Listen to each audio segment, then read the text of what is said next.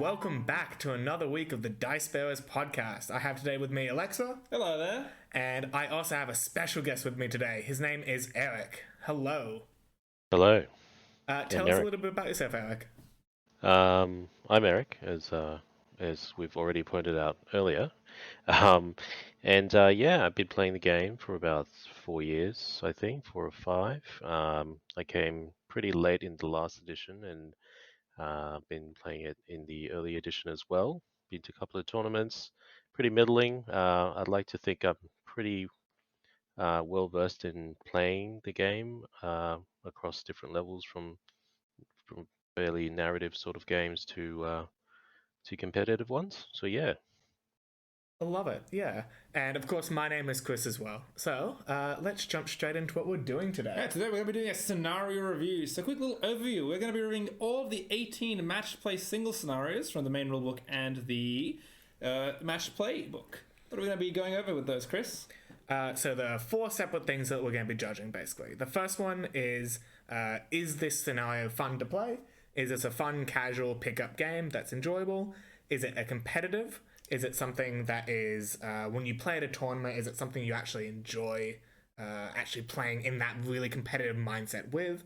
Is it something that is replayable? Can you play this mission a lot and actually get something out of it each time? Or is it kind of, you play it a couple of times, you get what it's like every time? And of course, the design or the concept of this mission. Does this mission actually leave a... essentially, when I play this mission, does what I read on paper actually translate into something interesting in gameplay? Or does its rules kind of miss the mark of what it's trying to do? Yeah, it's going to be really interesting looking at the different scenarios and how they sort of stack up against each other. Any sort of initial thoughts as we're going into this? Where are we feeling things are going to end up? Yeah, Eric, any thoughts so far? I think it's going to come down to how we interpret each one of the categories. We've kind of set up an idea of each one. I know, what might be fun for me might not be fun for everyone, and vice versa. So yeah, it's going to be interesting. Yeah, I think that'll be an interesting discussion to see sort of, within each category, how we look at each mission and sort of how our different perspectives on the game influence how we rate them. Yeah, definitely. I think there are some that I think, when I think of the game, I would rate really highly all the time, and not everyone agrees with me on that. And I think that's going to be the really interesting points of difference. Which, if you guys don't agree with our ratings, make sure to leave down in the comments below, because that's going to feed the algorithm, and that'll make us all very happy. Isn't that right, Eric? Very much so. Please let us know what you think about So the just video. quickly before we jump too far into things as well. So the way we've done this system is each one of us, myself, Alexa, and Eric, have left a score out of 5 for each of these categories. That means each one of us are giving a score out of 20 for a total score out of 60. We'll have a column with all of our individual scores for each individual point and the total of that score. And we'll be starting with the lowest rated mission all the way through to the highest rated mission. All right, let us begin with the contest of champions. So, a scenario overview. The leader scores kills which earn victory points based on the size of the lead. So this is going to be doubling, tripling, or having more, and you score more points based on hitting those brackets. The rest of the score is based on killing the enemy leader and breaking the enemy. The game ends on a 1 or 2 after the forces break, and the main thing that makes this mission extra unique is that both leaders have to deploy within 3 inches of the center. So guys, why is this our lowest rated mission? So I rated this one quite low because, as you guys can probably see from my listing, I think it's a really interesting mission in how it forces you to list build, because it has to be the leader of your force that is in the middle and is your champion that is doing that kill count against your opponent's army leader. It means that certain leaders, for example, Galadriel comes to mind, is not a very good hero of legend and really struggles in this sort of mission compared to someone like an Azog. And because of that, the list building side of it, I think, is really interesting. But basically, every other part of this mission, I really struggle to find a lot with it. Eric, you gave it a really high fun score. What do you think is so fun about this mission? Well, I think I'm going to echo what Chris said in that, yes, it does force you to think about the scenario in with list building in mind. And because the game is designed around heroic tiers, that adds an additional layer to your list building. It can basically distract from creating some more thematic armies.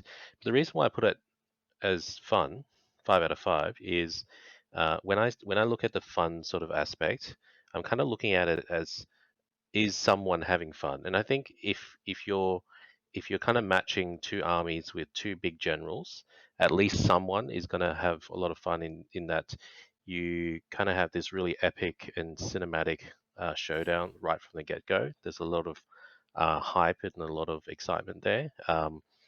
But it might not be fun for everyone. But that's kind of how I rated it that high. Now, when it comes to the other sort of aspects to it, it's kind of, I kind of echo what most people think. I think it's one of those one and done type of missions where it kind of comes down to the first, maybe 5 turns, and then it's usually pretty much decided. And yeah, that's what makes it not very competitive or well designed in my mind anyway. Yeah, I think it's that swinginess and that potential for the game to just end in 1 or 2 turns. Like if a hero just gets like sniped really poor from some poor situation happening, or just poor luck, or even more just the really bad matchups when you are that Galadriel into the Azog, or even less extreme examples, it can just be a really frustrating and unfun mission.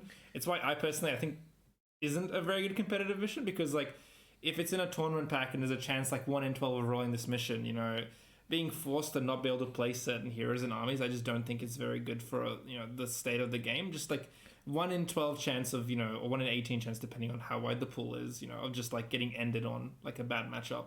I just think doesn't fit for a competitive game. Personally, for me, I just don't think it's very fun to just bash into each other at the start of the game and just have no maneuver or anything else. That's just how I find it. Yeah, I think if this mission became if I were to turn this mission, in my opinion, from a 1 out of 5 to a 5 out of 5 in design, in all honesty, I would change one simple thing and say, if your champion dies, subtract 1 from their kill tally and pick a new champion. I think that would turn this probably not to a 5 straight away, but I think that would change how this mission can be played so critically. Because I played far too many games where, just like we have in the photo here, I get channel transfixed by the Witch King and insta-gived because they were on a Nazgul and it didn't matter what I was doing. They get 1 kill to my 0, and then they get 2 more kills throughout the course of the game in combat, and whoop-de-doo, they've gone 7 points off the objective already. And 2 for killing your leader. And so 2 for killing the leader, so it's a 9-0 lead minimum sort of thing. It's like, I think if you can change it to, I go from that 0 to that -1, but now suddenly, instead of, just Theoden, AMA is my new killer, and AMA goes on an absolute rampage for the next 4 turns, I'm still in the game. I think that would be enough to change it.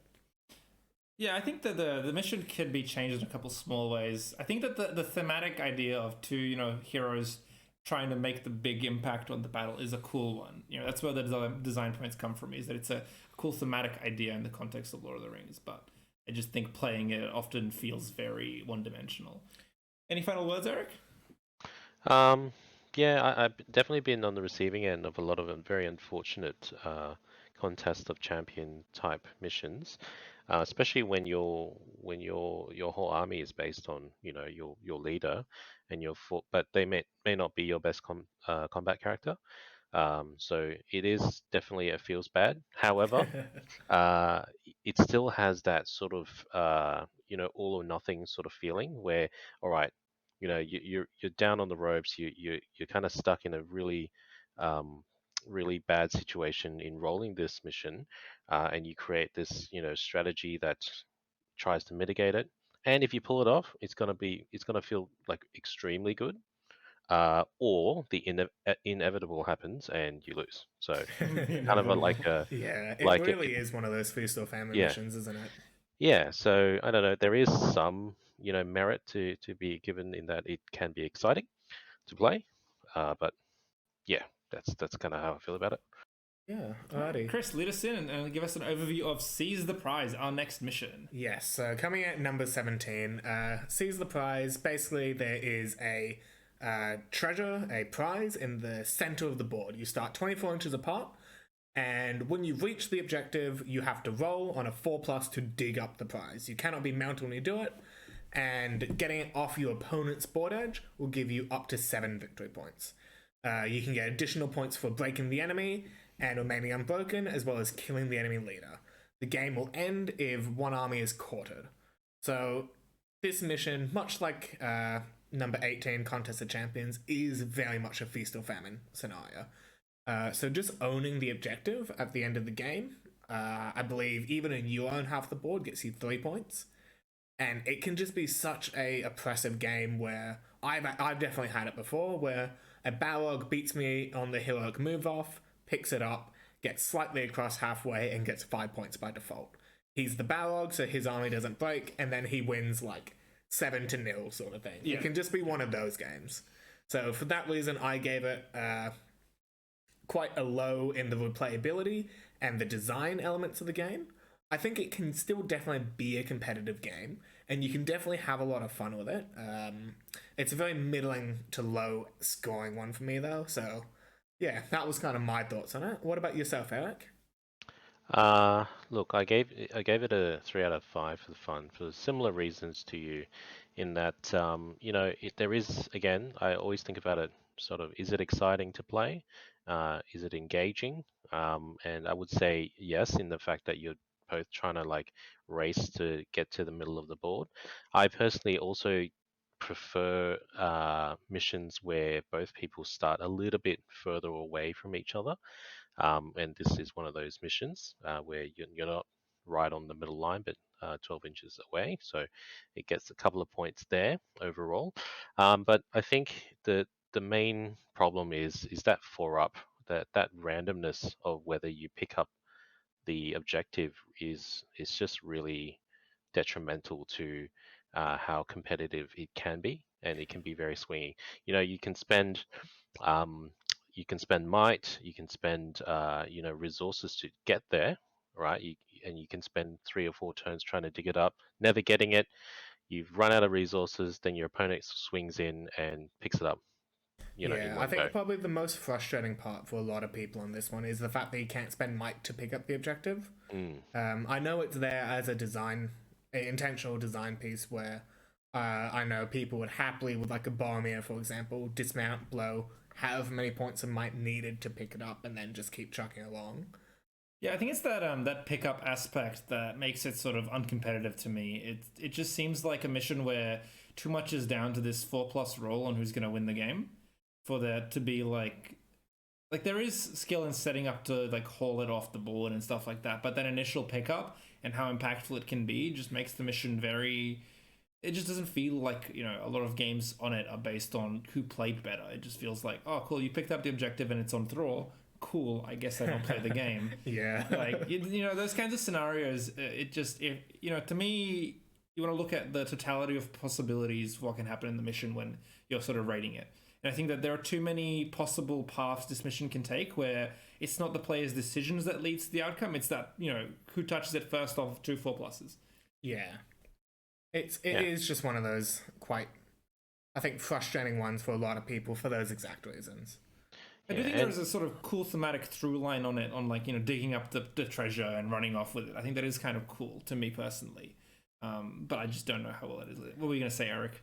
Yeah, well, I agree with you that there is that little bit of theme there where both forces are trying to vie over the control of something that can be passed around and moved around.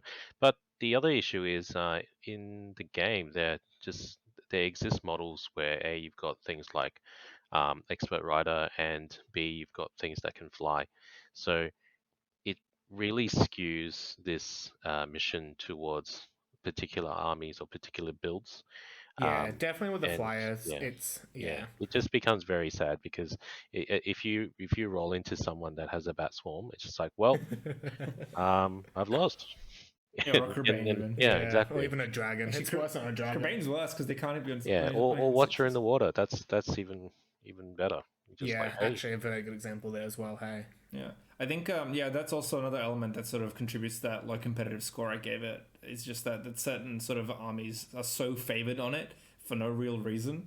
It just doesn't feel, again, it feels like there's this element of randomness introduced to my, competitive match, and it just doesn't feel like it's necessary. There's already dice rolling in a lot of other ways, and that's fine. But introducing additional elements like that through the mission, I just don't think is good for a competitive setting. Yeah, I also think the other big thing that kind of really makes this mission hard for a lot of armies to play is with any army that has bases larger than infantry bases, means that with the current rule set, you can physically stand more than just on top of the objective. So a 40 mil base, 1 cab base, you march in turn 1. If you're moving first, you call a move and march if you really want to do this, and you don't try to pick it up, you don't try to dismount for it, you don't do anything other than move a cab base onto it and sit the rest of your army ready to countercharge. Hope you lose that next coming priority because your opponent can't touch the objective that turn. You hope your cab model dies, and then suddenly you're set up with that. Like I've seen it done with a Warg Rider, so that Sauron gets it basically for free the next turn. Yeah. And he just does a channel, Instill Fear, and just nukes everyone out of the objective range. Doesn't even matter that he didn't pick it up that turn 2, that turn 3, but then it was the turn 4 he got it and just got to move around the board however he wanted. Alrighty, shall we jump into our next scenario? Yeah, so going over number 16, reconnoitre. So the scenario, players are trying to get to the other side of the board.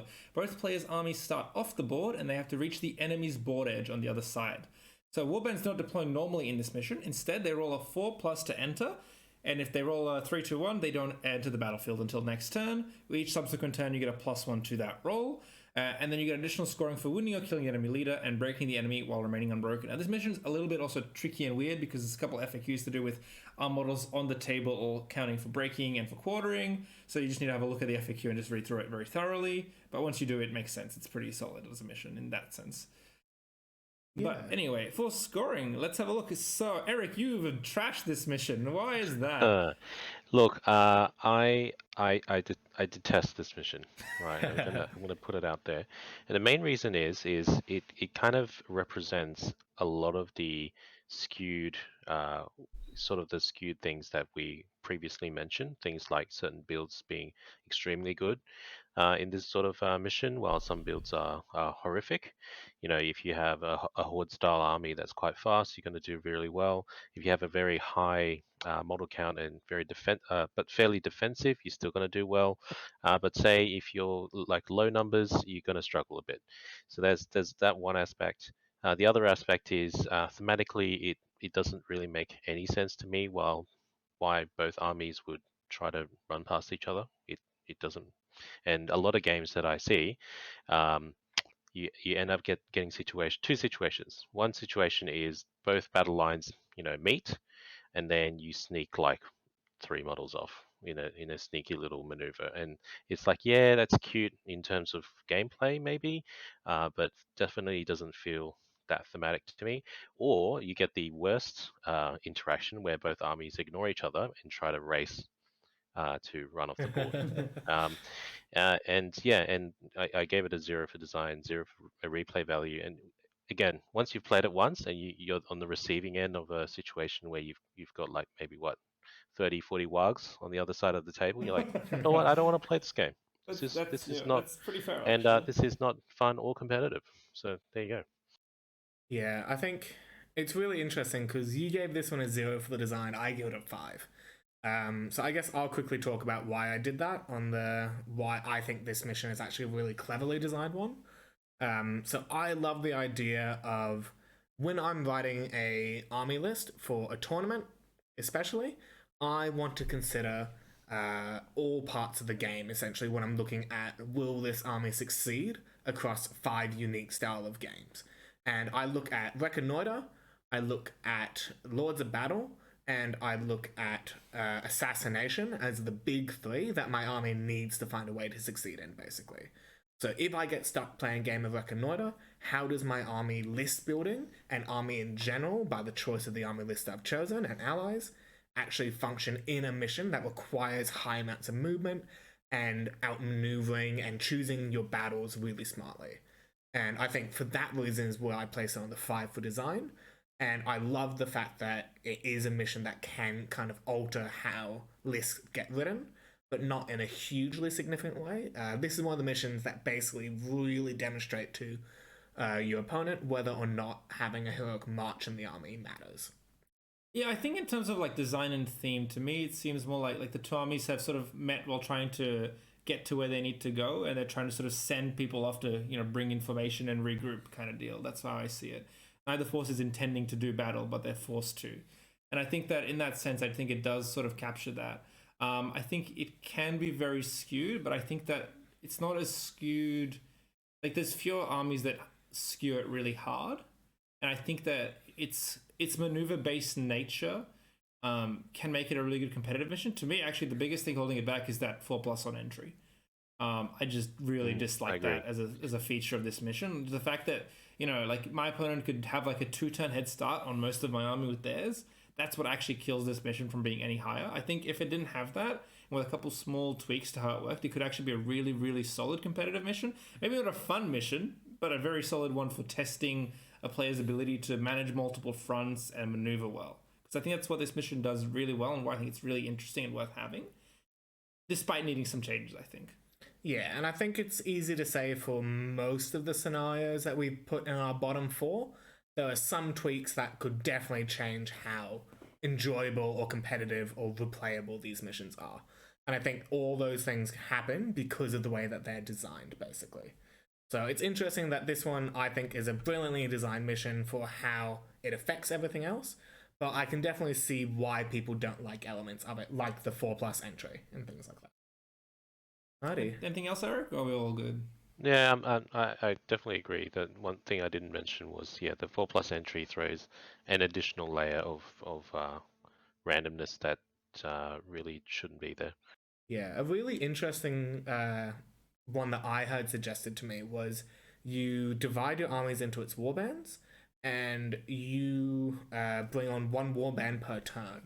I thought that was a really interesting suggestion. It really favors armies that have a couple of big warbands, obviously. So if you're an army that has like 7 warbands, you're going to really hate that change. But I just thought it was a really interesting way to change how the mission might be played, and it might actually stop that MSU style hero hammer happening quite a lot. I don't know whether stopping that's a good thing or not, but that's definitely something it would actually shift slightly towards. Right, with that, Chris, you want to lead us off with Storm the Camp number 15? Give us an overview. So, Storm the Camp. This mission is played on extreme corners. So each corner, sorry, not each corner, 2 opposing corners, 12 inches from the corner itself is your camp. You have to reach your opponent's camp and outnumber them in the camp to claim their camp. Essentially what that means is when you are in your own camp, in your deployment zone, your models pass all card tests they need to take. And claiming the opponent's camp means that you need to have more models than your opponent in it, and if you can kill all the enemy models in it, that's a max out that victory condition. You get additional points for breaking the enemy, and you get additional points for being unbroken, as well as, of course, wounding or killing the enemy leader. So this one is, again, one of those missions where I think it's an absolutely amazing mission to have in a competitive scene, because it forces so many different thoughts. And it changes a lot about what you want to do as a player, i.e. how many of my models actually do I leave behind in my camp? Because they're fearless, they're not going to run away. How many models do I push onto the flanks? Because they're going to take 2 turns longer to join into the enemy camp than my main line running down the middle. Do I run everything down one side? Do I ignore my camp? Do I not even try to go for the enemy's camp? How do I do this? And I think that's what really adds a lot of elements to the design of this mission. The reason I put a 2 out of 5 on the how fun this mission is to play is I think a lot of people have this issue, is it just takes a long time to actually walk into each other. Often, because you're so far apart, on a 4x4 board, there's just over 30 inches of distance between you guys. It just means that you're going to be marching for 4 or 5 turns, trying to jockey and get that positioning right and that sort of stuff, unless you're literally just running straight into each other. And so it can take a long time to get things moving. But I think it is a competitive mission. It's one that definitely doesn't fall under the rug as useless or obsolete. And if it's one that's in a tournament pack, I think it's one I'd happily play. And I just have to be careful about how I write my list around it. What are your thoughts, Eric? I'm giving this a fairly low score, and I think a lot of the reasons why you bring up it being a very competitive or a well-designed mission is similar to how I thought if it actually functioned that way. What I found that in these in this mission in a tournament setting is, you know, in your mind it's like, oh, it's going to be cool maneuvering, you know, both starting in the camp, you don't know who's going to go where, but that just ate up about 1 hour of your 2 hour playtime, right? So it doesn't actually facilitate that sort of brilliant tactical, uh, you know, sort of aspect to the game unless you've got unlimited time to play this mission, which in a competitive setting, that's not viable. I think I would definitely give this mission a lot higher, maybe in the threes or fours, if they tweaked how you were to deploy. Maybe instead of forcing you to start inside the camp, maybe a little bit further up, or some other form of deployment. I'm not sure, but yeah, it's has the intentions of being a really good um, mission, but in terms of execution and how it plays, I found that for the most part, it's been fairly unfun games, to be honest. Yeah, I think it's that yeah, for me the competitiveness goes down a lot because of that initial hour essentially wasted. You're essentially playing on a 2.5 hour time limit at like a 750 event, and this mission just doesn't play to that. I think it does a really good job of capturing the idea and the design of like a sort of, you know, defending your base while attacking. I think actually a neat way to do something for deployment would be to have like, you know, you're forced to deploy one warband in the camp and then your others can deploy within 18 or even 24 of the camp, something like that. So keeping that within ranging, measuring from the camp by keeping some forces back but having forces at the front so that fighting starts a lot earlier. I think that could be really interesting. But yeah, just the time, those first 4 turns are so boring. But the problem is you have to pay attention during them, because if you mess them up, you just lose the game. Like, that's the problem. They're not turns you can autopilot, but they're turns you want to. Yeah, go ahead, Chris. Yeah, I think that's exactly the frustration a lot of people I see when they look at this mission talk about, and why so many people say it's not a fun mission. Don't bother playing it. Can we reroll when we do it in a random game, right? And I think if we were to change anything about the mission, I think it would be how you deploy. I think that deployment changes would change a lot about what you're doing. Another really interesting change I heard was you designate the 2 opposing corners to be the camp, but you utilize your other 2 corners as deployment zones as well, that you don't have to deploy into. I thought that was a really cool idea when a friend of ours brought that up. Was this idea of, you know, you're dropping one warband at a time, alternating, and you have no idea if the next warband your opponent drops goes into that secondary deployment zone or not. I think that could be a really interesting change. It would still take time to get to the middle, but it would mean that you can use that secondary deployment zone. Like, you could do some really whack tactics, right? Where you put your entire army into the secondary deployment zone and just see what your opponent does. Like, there are some really clever things you could do possibly to change it. But in saying that, I personally am not necessarily opposed to this mission, so. Yeah. Anything else to say, Eric? Or? Nope, don't like it. That's understandable. I mean, there's a reason it's at number 15, right? Yeah, exactly. All right, Chris, I will lead us into Heirloom of Ages Past. So, another sort of digging up mission. This time it's a race around the map to pick up a buried relic at one of 6 markers. Each relic is picked up, basically you go up to the marker, and by being in base contact with it, you can pick it up during the movement phase, and if you roll 6, you'll pick it up. However, if there is only 1 marker remaining, because the markers are removed after you attempt to pick them up, that final marker always has the relic. This mission uses Maelstrom deployment. I think it's our first Maelstrom mission, so we're quickly going to run through what Maelstrom deployment means. In a Maelstrom mission, your warbands do not start on the battlefield. Instead, you roll a dice, and that determines which board edges the models will come from. Depending on your roll, either your opponent will get to choose where they come on, you will get to choose where they come on, or they won't come on at all. Now, the relic is really cool because it has a chance to transfix the bearer each turn, and to me, that's actually the coolest thing about this mission. The rest of the scoring, however, is for breaking the enemy, winning the leader, and having a banner remaining at the end of the game. Now, Chris, what do you think of this one? It's interesting to start with me, considering I'm the middling one on this one. Exactly. So we're gonna have a reasonable Yeah. opinion first, and then we can have a fight Yeah, between me go and to Eric. the absolute horror shows on either side. I am so undecided about this mission, basically. So I put a lot of my scores towards the middle, basically because I think if this mission gets played by two people who just want to have some laughs, want to have some fun and that sort of stuff, it can be an absolute blast. I think the design of the mission is functional, it's not fantastic, it works, it does what it needs to do. I think Maelstrom in and of itself, and I don't know if they'll talk about it in this one or a different mission, but I think Maelstrom in and of itself is the biggest flaw of this mission. I would agree, actually, yes. And I'd say if there was a second big flaw to say about this mission, it's that your opponent and you get to pick where the objectives get put down. I am a huge, I'm hugely opposed to that style of deployment of objectives, just because of the amount of times I see people do what I like to do when I'm playing an aggressive army, which is put all the objectives on one side of the board and hope I get the opposite side so I can bum rush my opponent and not feel bad about leaving objectives with Coach 2 Orcs on it. Or if I'm playing a defensive army, I could try to do the exact same thing, right? And just, if I win the roll off for sides, bada boom, bada bing, I have 5 objectives on my half of the board, sort of thing. I think being able to place those objectives, if you're a really fast moving force, means that you just spread them out as much as you can and your opponent has a bad time. If you're both slow forces, you'll typically have quite good deployments of those objectives. But yeah, it's just one of those interesting ones, I think. And I gave it a 3 out of 5 through replayability for no other reason than because you are picking where those objectives drop each game. And on the assumption you'll be playing different opponents and different armies yourself, it will actually give you different games.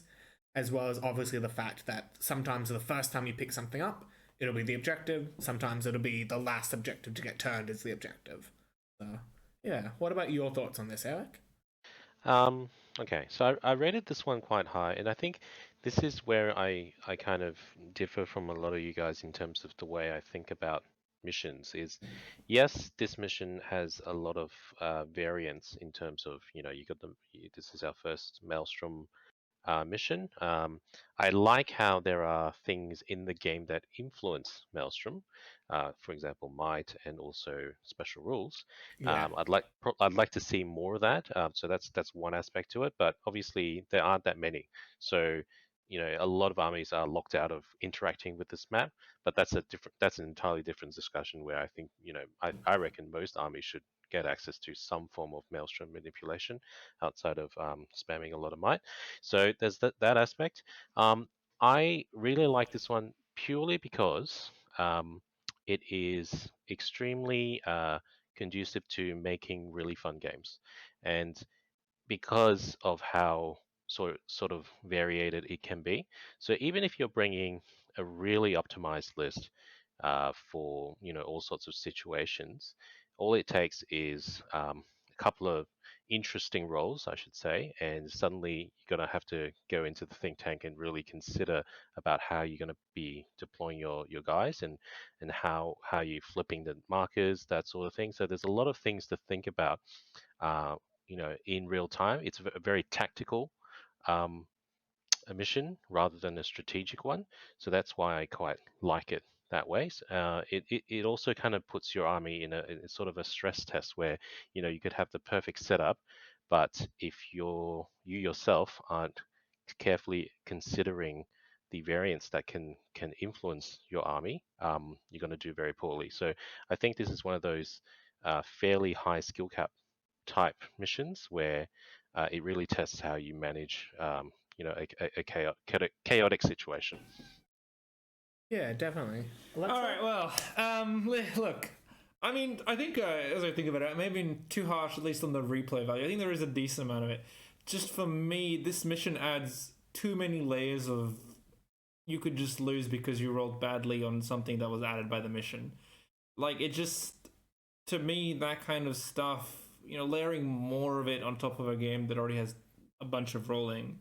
Obviously, it's a dice game regardless, but I think missions should try and avoid adding too much more, and this mission adds a lot. That's why I find it so unfun. That's why I don't think it's very competitive.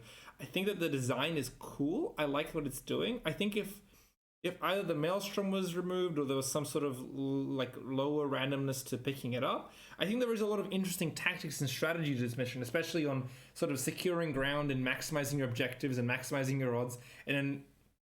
But then there comes this sort of standoff moment where when there's only 2 objectives, no one's allowed to pick it up anymore, essentially, except there's like a desperation play.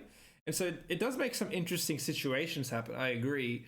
But I just think that the amount of possibilities for this mission to just be really bad is too high. Like I said, I think when I look at this sort of full possibility space, too many of these possibilities are extremely unfun for the fun ones to outweigh it, in my opinion. It's just like why I don't want to play. I do think I definitely think it was too harsh on replay, but I think this mission does have a lot of potential for variance, but maybe not necessarily good variance. If that makes sense. That's just where I sit. I find that kind of thing very unfun. Not only uncompetitive, but just unfun for me personally. Yeah. That's because I'm a competitive tryhard. That's probably a relationship there. Yeah, it's an interesting one. I think I sit so middling on it just because I play it often enough to have thoughts on it, but don't play it enough to really see it as a mission that's kind of a staple of the game, I guess. It's one that I know used to be in a lot more competitively minded events and that sort of stuff, as that one mission that really broke up the good from the great and all that sort of stuff, but I lean a little bit towards Alexa's opinion on that. It does have, I think, one or too many. I guess when I look at a game, I look at like the setup value, right? How much does my army need to impact the game to be set up, ready to face my opponent in favorable positions? And I think this mission just adds so many additional layers to that, it just gets too complicated too quickly. So, yeah. Any final thoughts, Eric? No. I think you guys have I think we like and dislike it for very different reasons. But yeah, I think the one point I did want to make is the reason why I like this type of variance more than the other ones is the other ones, so for example, picking something up is based on a dice roll. So you could technically never roll the thing you need. While this one with Maelstrom, you're going to get a result one way or another. So there's that aspect as well. So it's kind of like, you're kind of like dealing cards instead of getting no cards to play your game.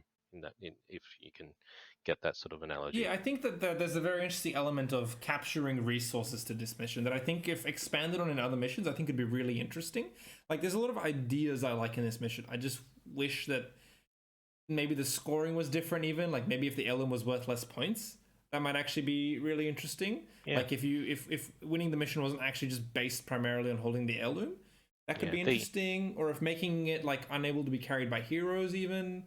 Something like that. There's some interesting things that could change it to make it a lot more interesting to me, I think. Yeah, I definitely agree. The one weird aspect to it is the having the banner remain at the end of the game. It's kind of weird. I don't understand. Yeah, I think it's just. I think that one is there basically so that the heirloom isn't worth 7 points. I think that's honestly the only reason why the banner isn't actually scoring on that one. Yeah, and I guess. In my opinion, every scenario that has a 7-point swing for a particular thing should swap that down to 5 points and put banners in. So maybe.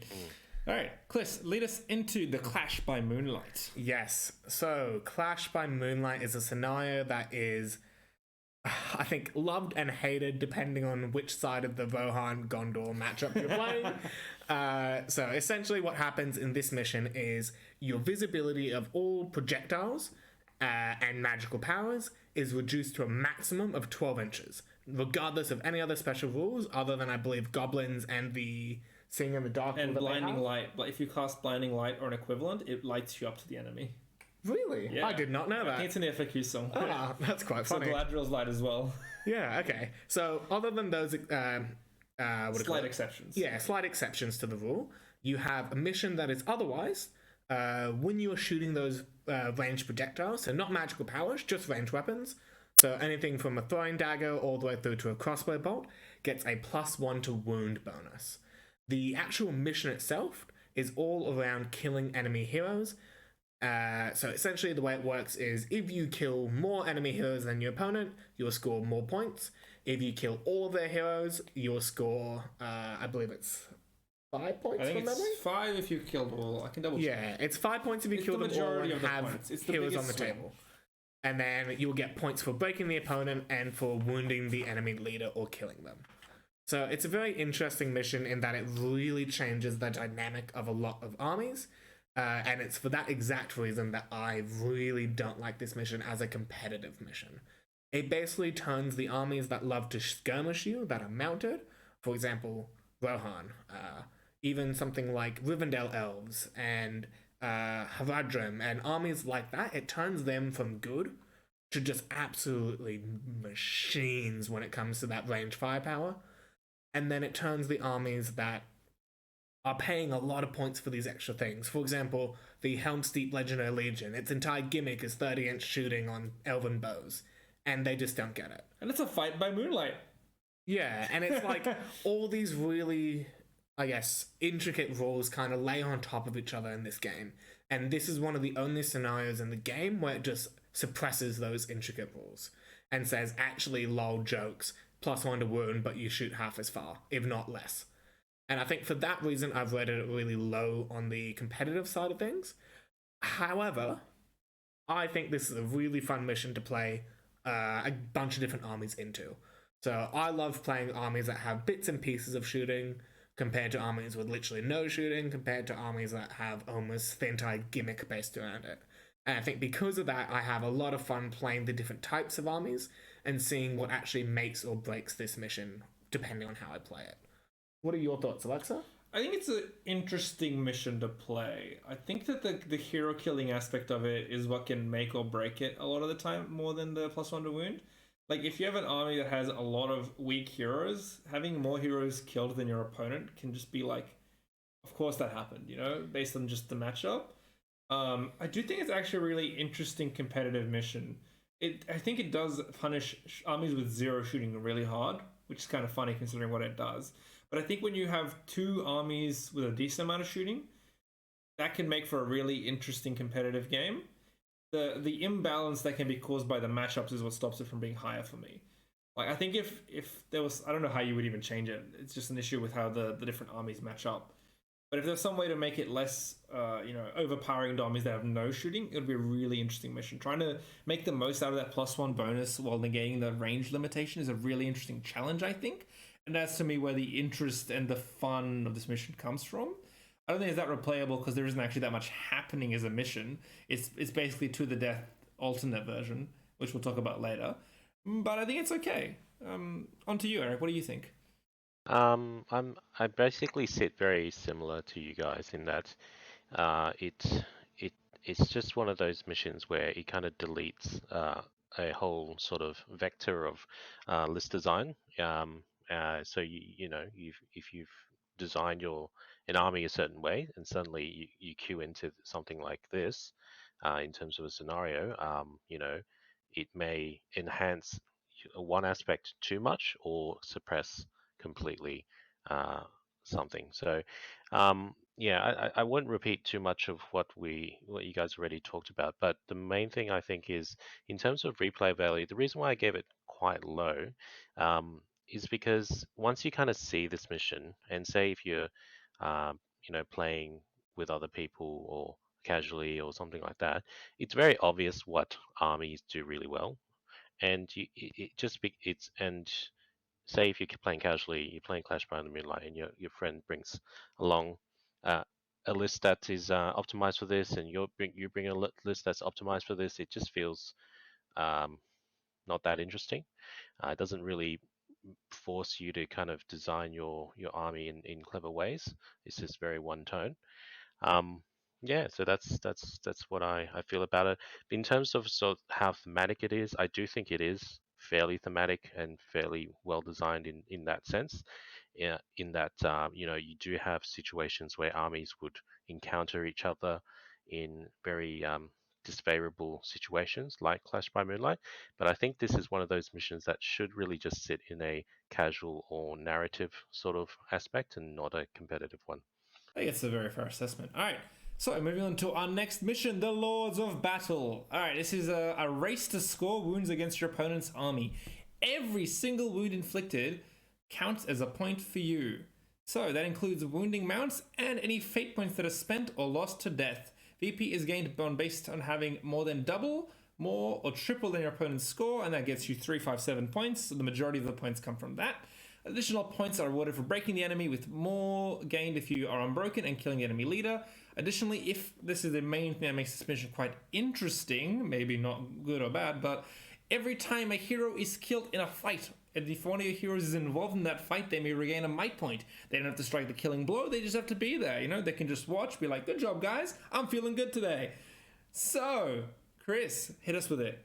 Yeah, so when it comes to just the straight up bloodbath, kill your opponent missions, I think this is, in my opinion anyway, probably the best mission when it comes to playing in a competitive scene with it. I don't think it's a particularly fun mission because there's absolutely no incentive to close the gap and fight your opponent fairly in any sort of way. I think that's just an inherent problem with any mission without objective play, is if I'm a skirmishing force, I'm going to run the 2.5 timer out in a tournament and not ever do a single combat and win by default because you didn't have enough shooting. I shot all your bows out and won with 6 kills to none. I think that because of that, this mission isn't a very fun mission, but I think it's definitely one of the most valuable missions when it comes to looking at it as an actual design and in a competitive scene. If you're playing an army that can't actually win Lords of Battle, you probably aren't playing an army that's going to win many events. And I think the reason Lords of Battle exists in a competitive scene is that it forces you to think about how to do that. And obviously, there's another mission which is very much about killing your opponent as well.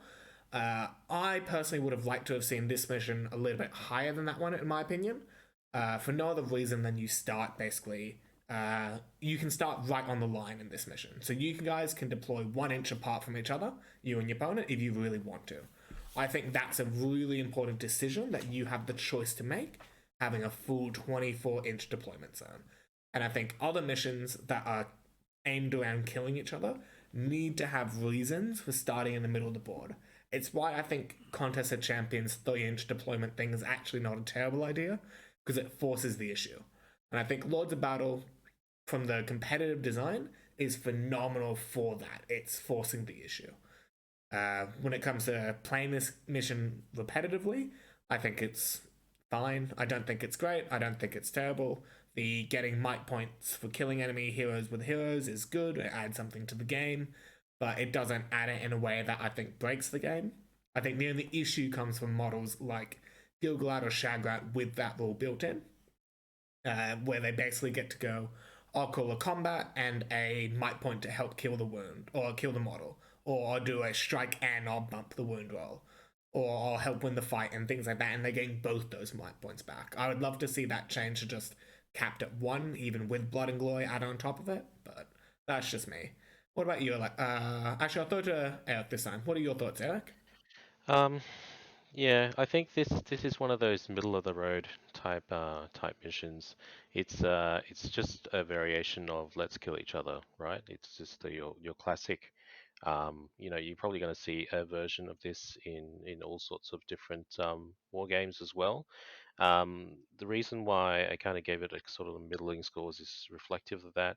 I do like how replayable it is in that you can kind of test how killy or how unkilly your list happens to be, as well as how you manage um, how to move your models into to maximize kills or form formations that are a bit more defensive to make sure that you don't bleed too many kills. So there's a bit of competitive sort of aspect to that, and which I quite like, and it is quite replayable. You can play different sort of lists into this to test those sort of things and practice.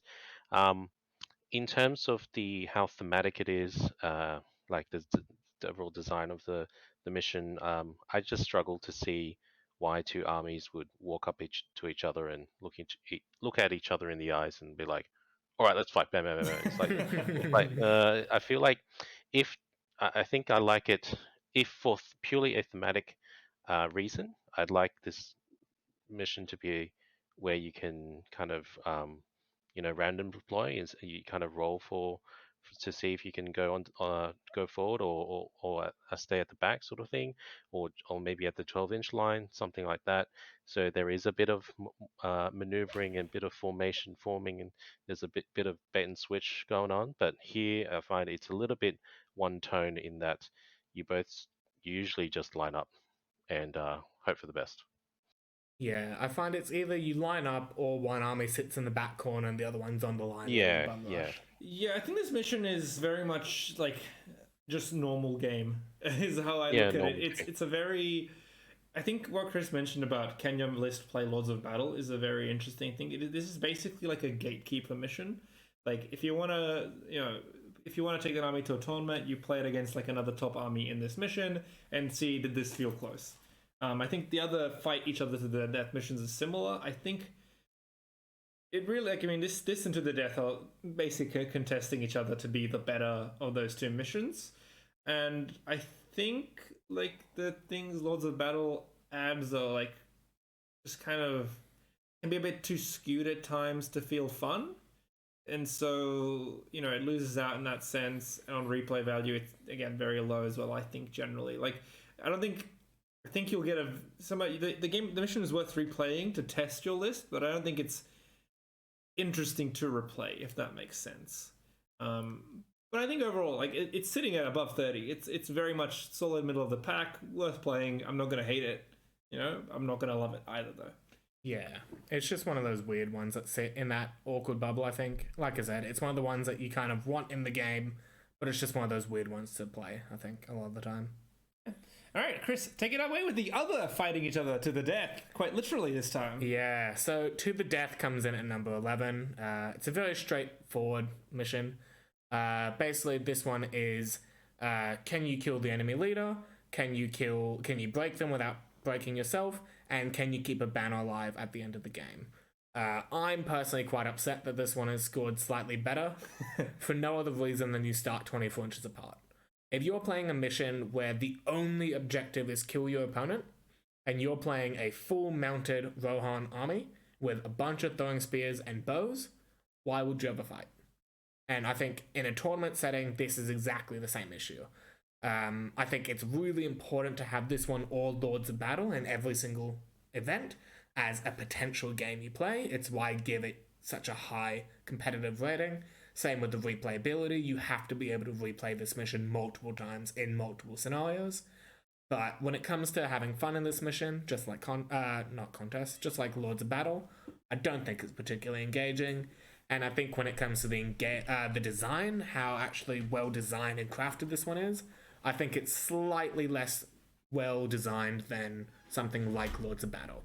There's no fun gimmick that your heroes get. There's no you don't get the might point refresh. You don't get ways to shorten that deployment zones. You don't get any of those extra rules that can help some of those armies that inherently might be a little bit disadvantaged.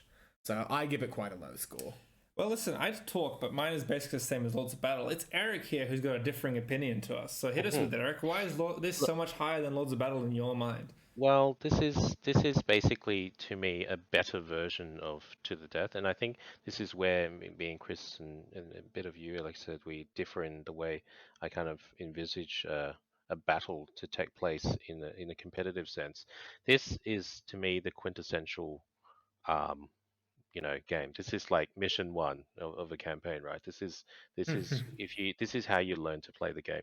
It's got everything that you essentially want and need to play MESBG at a like a match play level. So you've got the 24-inch separation. So you've got a bit of deployment choices to make there, and you have that distance that you actually have to close or not close in that case if you are playing against a skirmishing army.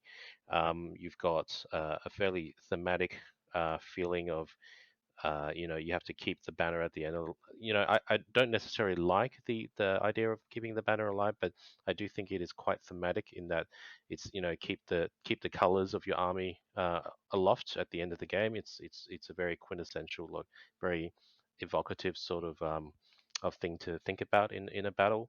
Yeah, and this one's basically very straightforward. You kill each other, try to break the morale of the enemy. and you get points for killing the commander. Like it just ticks a lot of boxes in terms of what I envision a battle to do. Yeah, so I think that's how I feel about yeah. I think it's an interesting way to look at it. I think that both missions to me lack interest. It's why I rate the design so low here. It just like there isn't a sort of idea. Like it's just a fight, which is fine. I understand why you would value that highly. Just to me, there isn't anything more going on. Just kind of boring, like on all fronts. That's why I don't rate it very highly. And yeah, I think that this mission can feel both this and Lord suffer from basically the same flaws and have the same strengths. They're very simple missions that just pick up and play. They're great for learning the game, learning the mechanics. I just don't think that they present you with a lot of interesting decisions beyond the core gameplay, which can be fine. It can be very fun, or it can be very boring. To me, I find that not that interesting. I want the mission to change how I play in terms of the decisions I make, and this and Lords just don't do that for me. Anything else from you, Chris? Not overly, no. I think between this and the Lord's Battle discussion, I think we pretty much covered it. Yeah. I think one of these missions is something you always probably want to play at a tournament because it's sort of like it is a very sort of baseline gate mission, like does your army function, play this mission, find out. It's a good way to test that and to put that army to like a test, and the player as well, because again, it doesn't add any elements. It's just testing your ability to play the army in a fight, which I think is good. It's just kind of boring. Yeah. Anything else from you, Eric? No, I just see it as the staple to the game, and how the how the whole game is designed. It kind of, I reckon, in my opinion anyway, the whole game is designed around this one mission. So yeah, that's why I rate it highly. It's kind of like a good old classic. Yeah, that's fair enough. All right, on to Hold Ground. So, a race to the center with Maelstrom deployments. Players score points having more or double their opponent's models within 6 inches of the center of the board. Even more points are awarded if the enemy has no models within 6. The remaining points are scored for wounding or killing the leader and breaking the enemy, with additional points for remaining unbroken. I think this is the best Maelstrom mission. Is it our highest rated? I think it's our highest rated, or one of the, no, second highest. There's one higher, I think. We'll get to that later. But it is one of the better Maelstrom missions. I think the reason, for me at least, is the fact that losing the Maelstrom doesn't lose you the game as much as it can in others. Because if you're... The main thing that, to me, can ruin a Maelstrom game is that situation where one of your warbands gets corner camped by 3 enemy warbands, and you trade, like, the enemy has 3 kills for every 1 kill you get back, you lose a hero, you lose all that might, and then they walk over and secure the rest of the board. Here, because of the way the mission is designed, at least you get to set up like a defensive position and just keep them off the objective, and set up a perimeter that then there's a trade-off for the way that they've started the mission with that advantage of points on table. On to you, Chris. Yeah, so the reason I gave this mission a 4 out of 5 on that design is essentially that exact conversation. Often in a Maelstrom mission, if you go first, a lot of people will say, game's over, I quit. I find in Hold Ground, having a warband trapped and cornered off like that almost becomes one of the biggest strengths of going first, because you are so close a lot of the time to breaking that all you need to do is get that hero of legend or those high courage models onto that middle ground and then just try to make your opponent quarter you. And as soon as you hit that, you can actually win this game quite convincingly by just dying quickly, because the opponent just goes, oh, it's a warband I corner, let's kill it mindlessly. Yeah, I think there's a definite trap in this mission to that. I think that's what makes it interesting as a competitive mission, and interesting in terms of design and theme as well. Like, I think holding that sort of hill in the center is an interesting enough element of design. What about you, Eric? What do you think of this mission? I think this and Heirlooms is very similar. Like, I like them for the same reasons, in that, yes, it's got the Maelstrom.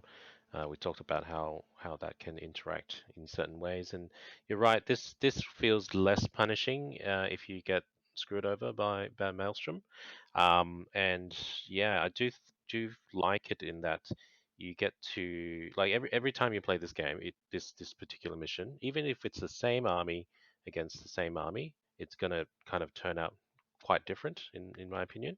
And it has happened in the past where I've played this mission over and over again, and every time it's laughs all around. It's fun.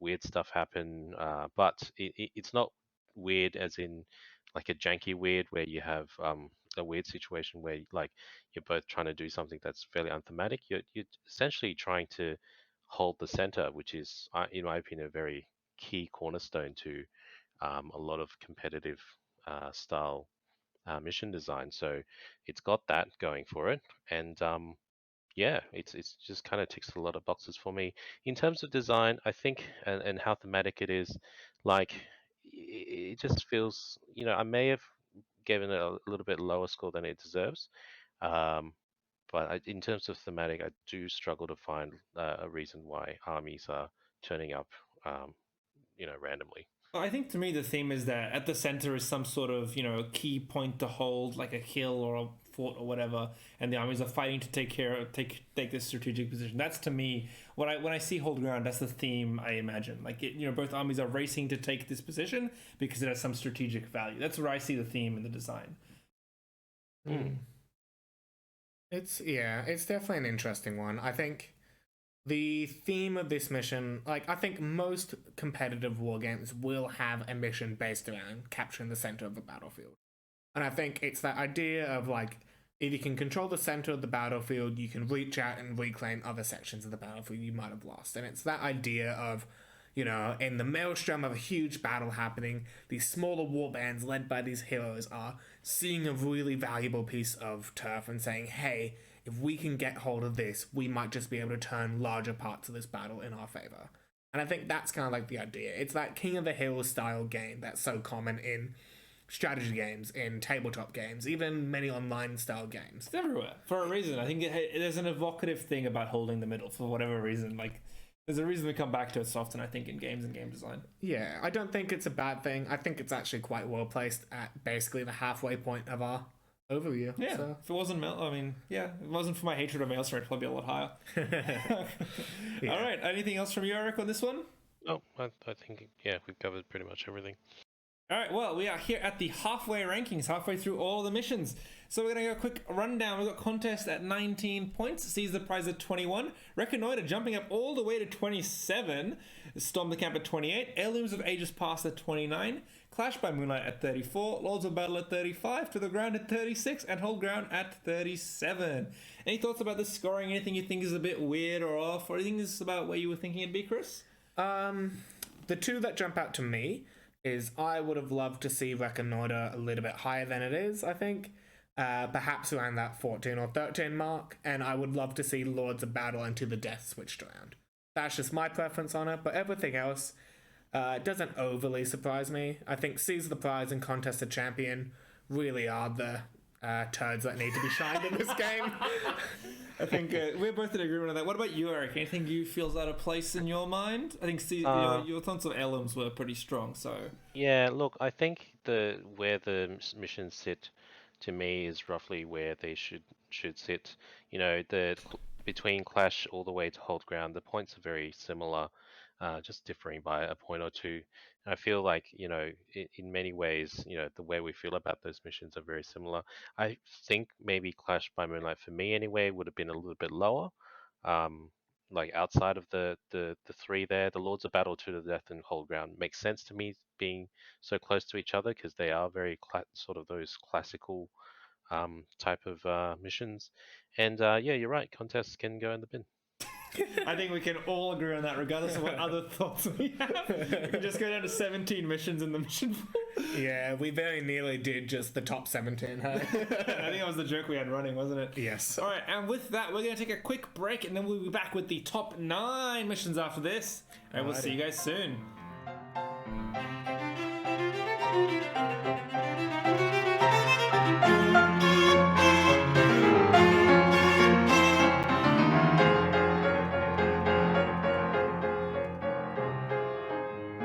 Alrighty, welcome back. Let's dive straight into our 9 on our rating for the missions. Command the battlefield. So this mission is you divide your board into quarters, and essentially each quarter of the board is worth points. Models within 12 inches of the center of the board, however, do not count towards that quarter. If your model is standing on a edge between the quarter, i.e. between 2 quarters sort of thing, they don't count either. They have to be wholly within one or the other. This is a Maelstrom deployment mission as well, and you get additional points for wounding or killing the leader and being unbroken and breaking your opponent. So this mission is, in my opinion, is the best Maelstrom mission by quite a long shot, and I'm a little bit sad to see it not as highly rated as I would have loved to see it. Personally, I think this could go into the top 5 missions. I love it so much. I think the design of this mission, you almost want to spread your Maelstrom warbands out into the 4 corners of the board. You want to stay out of that middle and cut the corner of going from one board edge to the other. You want to actually have your army functioning on a bunch of different levels. If your army is an ultimate deathball style army, you can't do this mission very well. And so from a competitive mind as well, it forces you to really think about how you want to play those missions. And additionally, I think this is a mission that you can get a huge amount of replayability. Even if you're playing the same opponent with identical armies 4 games in a row, you will get 4 different games for no other reason than how Maelstrom affects it. The only downside I have to this mission is when it comes to the mission changing the game mode for the better or worse in terms of being fun.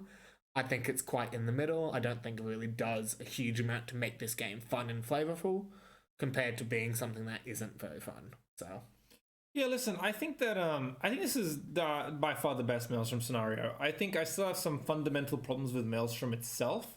I think if Maelstrom was altered, like we've talked about this a lot, I think we'll definitely do an episode where we discuss, mission design and how to change it in a separate sort of topic. Yeah. This is already getting silly long as it is. But if Maelstrom itself was reworked to some of the things that I would like to see, this could easily be a top 5 mission, I think.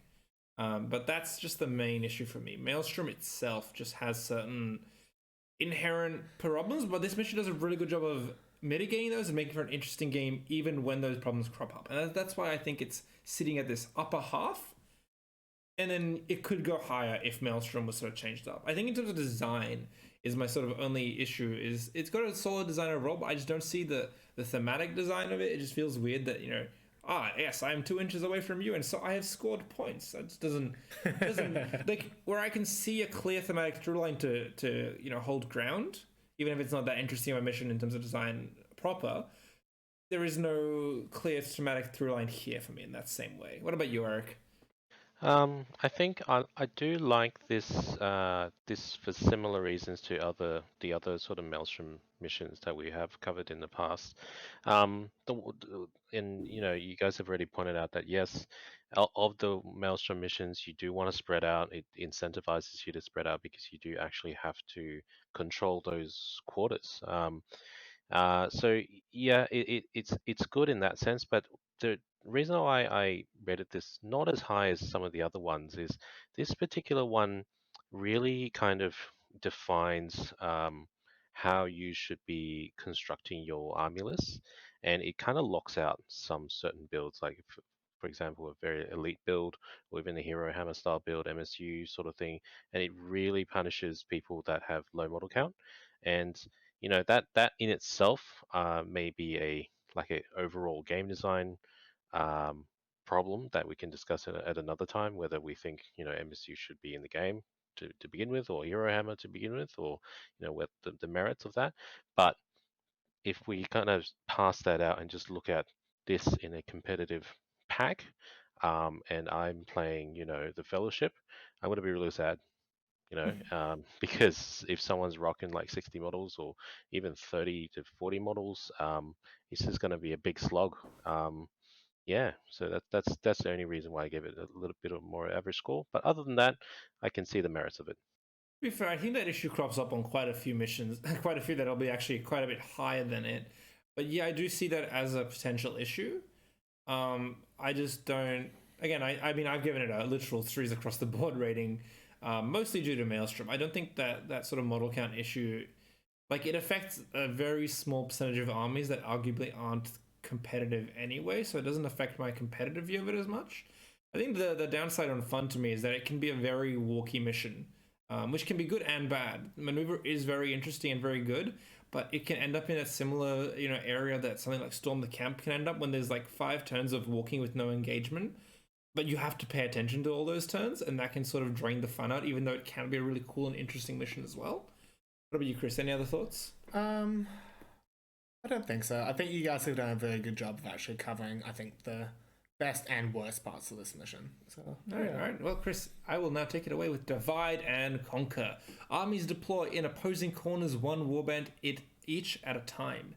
3 objectives are placed on the battlefield across the center line, with 1 in the direct middle worth additional points. Objectives are held by having more models within 3 inches of the objective than your opponent. Additional points are scored if there are no enemy models within 3, and then the final additional scoring is for wounding or killing the enemy leader and breaking the enemy. All right, Chris, what do you think? I think this is a phenomenal mission.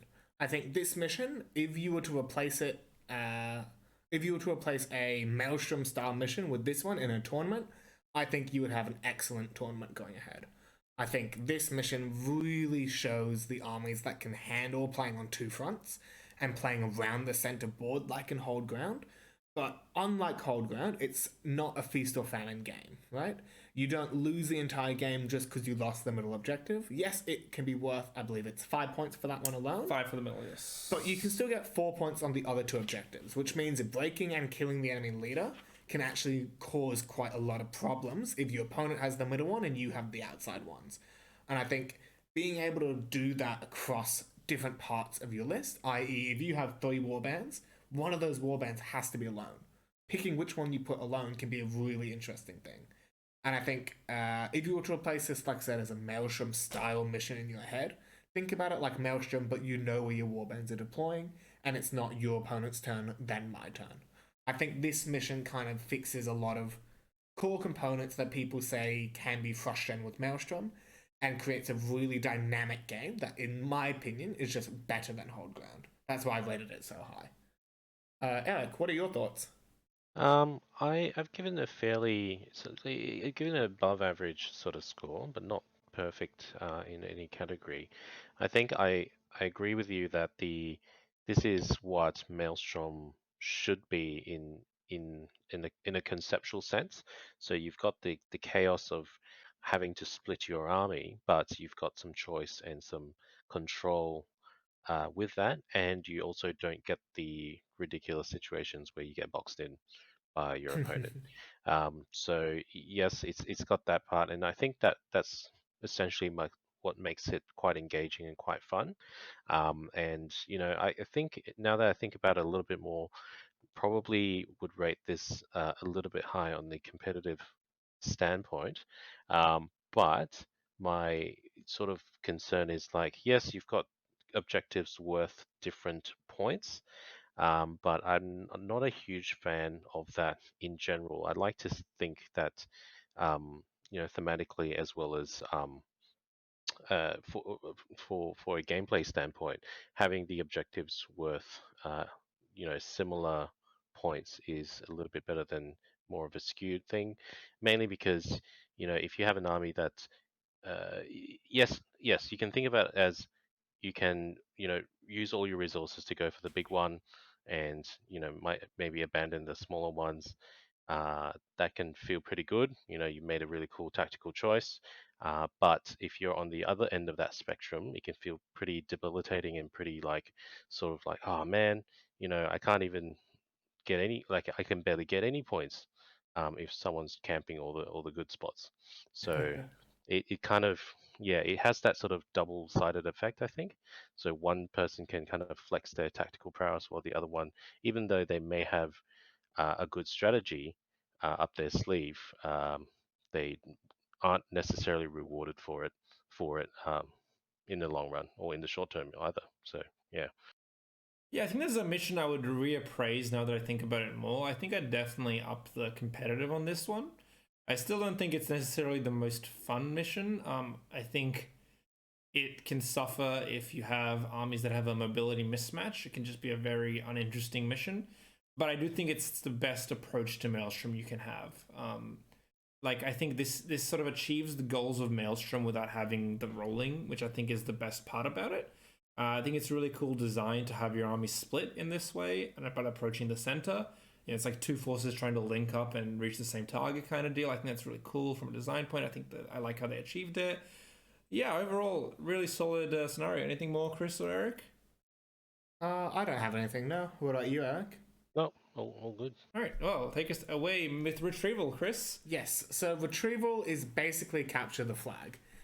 So each team has a objective sitting towards the back of their deployment zone. Your deployment zone in this case is you can deploy 3 inches away or more than 3 inches away from the center on a diagonal line.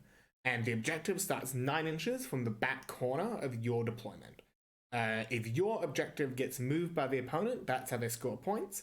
You score the most amount of points by picking up the objective and getting it off one of your deployment board edges. And so if the objective is being carried by a model and the model is killed, the objective can be returned to its original starting location, and you have to move in that direction as quickly as you physically can to return it where it goes, basically. The additional points you can get in this mission is for killing the enemy leader and breaking the enemy force as well as being unbroken. I think this is a really cool mission. I think this is probably the most casual, laid back, have a few laughs, have a beer or two style mission in the game pool at the moment. I think it's definitely the one you can have the most fun with and just have a few laughs. I think even as a doubles style scenario, this functions really well as well. That's a really good idea, actually. Doubles retrieval would be really cool. Yeah, I think it's just a really cool mission.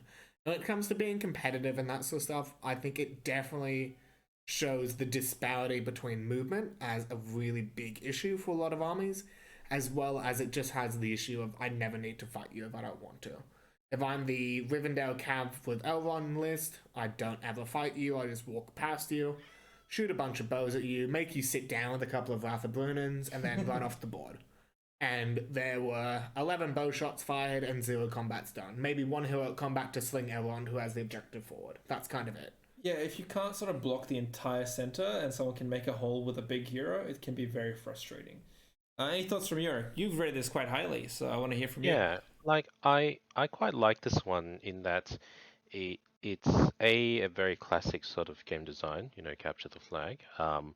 And it kind of forces people, I agree that sure, in some circumstances you can have a situation where the interactivity of both armies is fairly low. However, I do like it that in this particular mission anyway, the fact that you can deploy all the way to the sort of the central area back to the back of the board is you have kind of two choices or a couple of choices where you can be like, all right, let's if I'm up against an enemy that doesn't want to engage with me, that's fine. I'm going to sit on the relic and you have to come to me. And that's the end of that, right? And you're going to get the activity that way. You also get the interactivity with if you're trying to outflank each other with a oblique sort of deployment zone, so you can have warbands that are quite far away from each other if you want to have a really big sort of coverage area. There's a lot of bait and switch in terms of how you drop your do your deployment. So there's quite a lot of options there. And the other aspect to it is just the fact that it's an oblique map, which is the first one and I think the only one in the entire mission pack. So I like it for that reason as well. It kind of forces you to think about the board in a different way, and also forces the actual board design. You have to consider quite carefully how you kind of place terrain and everything, because if you roll into this mission, it completely changes how you interact with the board itself. I think it's an interesting mission with some cool ideas. I think my issue with the competitive aspect of it is that sometimes optimal play for armies on this mission, and I think I realized this, me and Chris played a game with Lothlorien and Isengard, and in sort of reviewing what I did in that game, I realized that the best way for me to win would have been to put my entire army on the relic and like not play to his side of the board.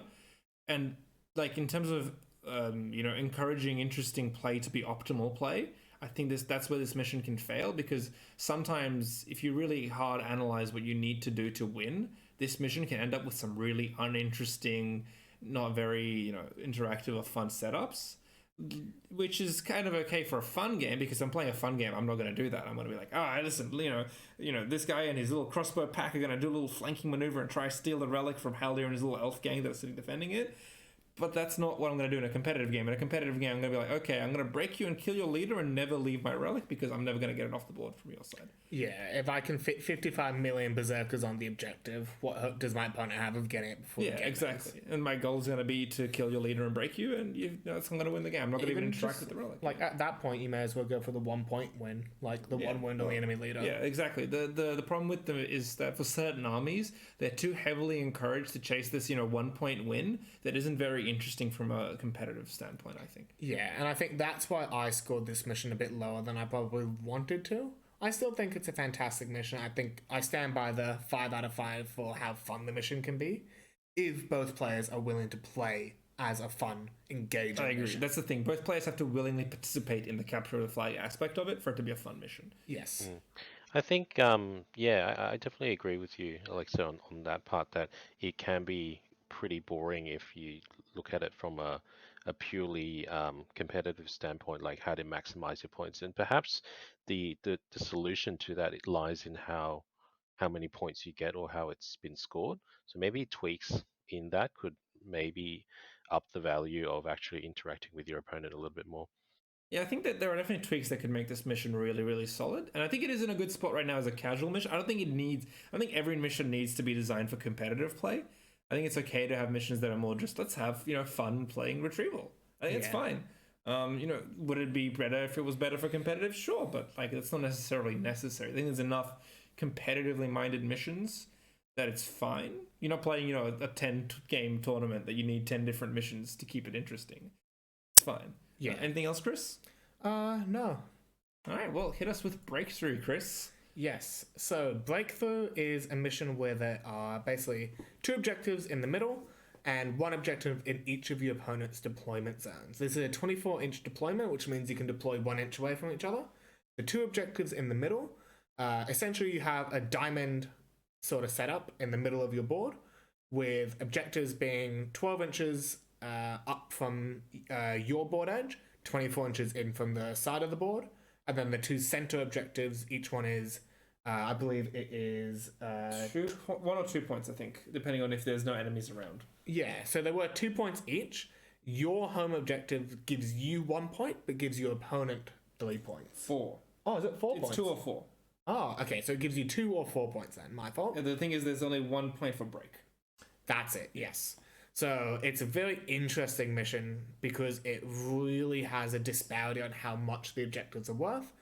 So the way you capture an objective is having more models within 3 inches of it. If you're tied on it, then no one controls it.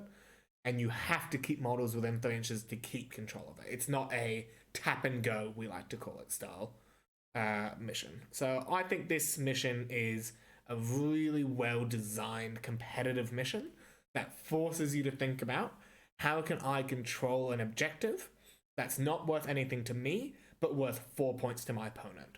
How can I keep that in my possession without dedicating important, powerful things like a hero or a monster to that objective? How can I actually, keep this game close? Because I want to ideally control both of the middle objectives and my opponent's one and ignore my one if I'm going for the 3-point win. Obviously, if you can go for the 4-point win, then you probably have a lot of things going right or opponent a lot wrong. Yeah. But I think ideally winning this game looks like a 2-point that you control and contesting any of the other 2, or decisively controlling 3 of them. So I think it's perfect for competitive play. The design, I think, is a little bit off in some of its points values, and I think it's a fun, I don't think it's an overly boring mission to play. It forces movement and forces engagements. It forces control around objectives, and different points of the map have different points of pressure, depending on what you want out of it. And I think this is a perfectly fine mission to play multiple times. Alexa, what are your thoughts? I really like this mission. You can see it's rated 4 out of 5 on everything, and the reason for that is that I lost HobbitCon on it, so I lost a point. But in all seriousness, I think the thing that would make this mission really interesting to me is if it had an 18-inch or 12-inch deployment or some sort of partial spread. The fact that you both deploy on the line, I think, is sort of the only thing I dislike about it. I think it'd be really cool, like I said, if either it was like an 18 inches on, or maybe even 12 inches on. 12 inches on might be too slow. I think 18 would be solid. I think that'd be actually a really interesting space to explore, is having sort of a 12-inch dead zone instead of a 24-inch dead zone. or having like one warband deploys in the front, then one in the back, then one in the front, or something along those lines to vary up the deployment, because it can be a very one-dimensional opening to the game. I think once that opening passes, the game gets really interesting on trying to maneuver. Like, do you try and hold your home objective? Do you try to commit your whole army to securing their side of the board and then pushing back onto your side to retake your... There's a lot of different strategies and approaches to this mission, which I think makes it really solid in every aspect. I just think that the deployment is the only thing I have a problem with, really. Or even maybe like some sort of like diamond deployment to represent like the tip of the spear trying to make a breakthrough in the center. Something like that would be really cool. I think that that's what's holding this mission back from being like top tier, is that, you know, I mean, it's in the top 6, you know, it's almost top 5, so it's very solid in the scoring. Yeah, I just think the deployment is just a little bit boring. What about you, Eric? Yeah, I like this one. I think I don't like it as much as you, Alexa, but I think the way we're thinking about the mission is very similar. I don't particularly like how one-dimensional you have to deploy. As you mentioned in your sort of spiel about this mission, I think in terms of competitiveness, again, it really, I think I rate the loss of competitiveness because you have to deploy on the line a lot more, and hence my score. You know, if we kind of weighted our scores equally, we probably would have come to the same result. But yeah, I don't really have much else to add other than that. Yeah, I do like that idea you mentioned, where if you actually have a spear tip deployment or something a bit more interesting, it would give this mission another layer, another dimension, other than kind of deploying on the line. Because lot of times this sort of mission kind of boils down to two side, you know, both armies kind of either mobbing up on one objective and, you know, doing a ring around the rosy, kind of like trying to clear each other off objectives, or everything's really spread out and it becomes a bit of a, like a little bit of a skirmish. And I guess that duality it can be good, but you know, it's you know, it kind of boils down into 2 or 3 different sort of results. So yeah. Anything more from you, Chris? Yeah, I think so. I've thought about the deployment of this mission actually quite a bit. I think the way I would love to see it changed is if the middle of the board was so you have the diamond shape of the 4 objectives. If that was the like rough outline of a circle, and that is your dead zone, so you can deploy an inch apart on the outsides of your deployment, and you have the entire middle section of the board as a giant circle, basically 24 inches apart on each direction, as a null zone that you cannot deploy in. I think that would be essentially a reverse spear tip. Yeah, essentially. I think that would be the most interesting way to change it, because there's no other mission in this game that's set up like that, where you can deploy right up in combat with each other, but you can also deploy 24 inches apart in certain parts, other than the caveat of Maelstrom, where one of the 2 players won't get a choice in it. Yeah, I think that there's a few interesting ways to change it, but I think we've covered everything on it. So, heading into the top 5 with Domination. A battle to control 5 objectives. 1 starts placed in the center, and then 4 more are placed around the battlefield by both players. Points are scored for having more models within 3 of the objective, with additional points scored if there are no enemy models within 3. Remaining points are scored for wounding or killing the enemy leader and breaking the enemy. Alright, Chris, hit us with it. Yeah, so this mission, realistically, if you're looking at going to a tournament and you cannot play this mission, don't go to the tournament. to be quite transparent, it's gonna be there almost every single time. Either this one or one of the other ones that we will talk about very soon. It's just a mission that's a staple of how this game wants to play, basically. I think it's probably one of the most, if not, in my opinion, the most replayable placing objective markers on the field style mission. Where I think this mission really falls down is in how you get to place the objective markers. So just like in Heirlooms of Ages Past, where I think it's a bit of an issue that you can place down so many different objective markers.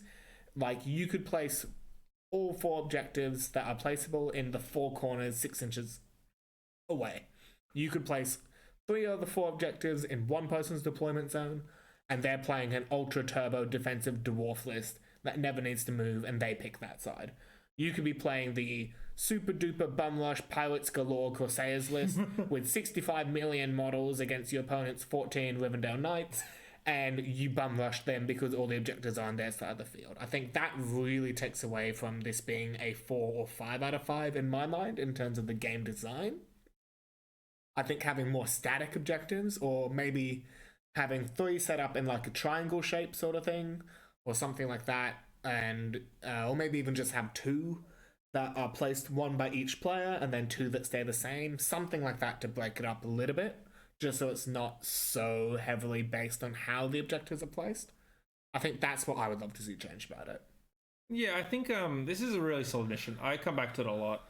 Again, I think the design sort of falters in that the placement of objectives isn't that interesting, and I think in terms of theme, just fighting over 4 randomly placed objectives that don't necessarily correspond to anything doesn't really fit to me too much.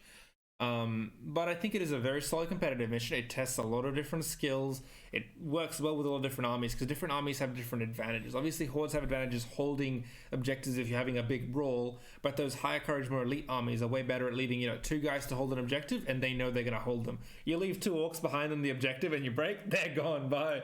You know what I mean? Which I think is a very solid sort of design in terms of being a good competitive game, being a good fun game. Everyone loves just, bomb rushing and fighting over specific points, but having to fight over multiple makes a lot of choices and interesting trade-offs happen. What about you, Eric? I rated this fairly high, and mainly it's one of those classic missions. It's a mission that you really want to design or think about when you want to play match play. And just as Chris said, if you're going to the tournament and you can't play this mission, something's critically wrong, and you need to really have a good plan on how to deal with this type of mission. And I think it's a real good benchmark mission for your army to test on, in terms of objective control and board control.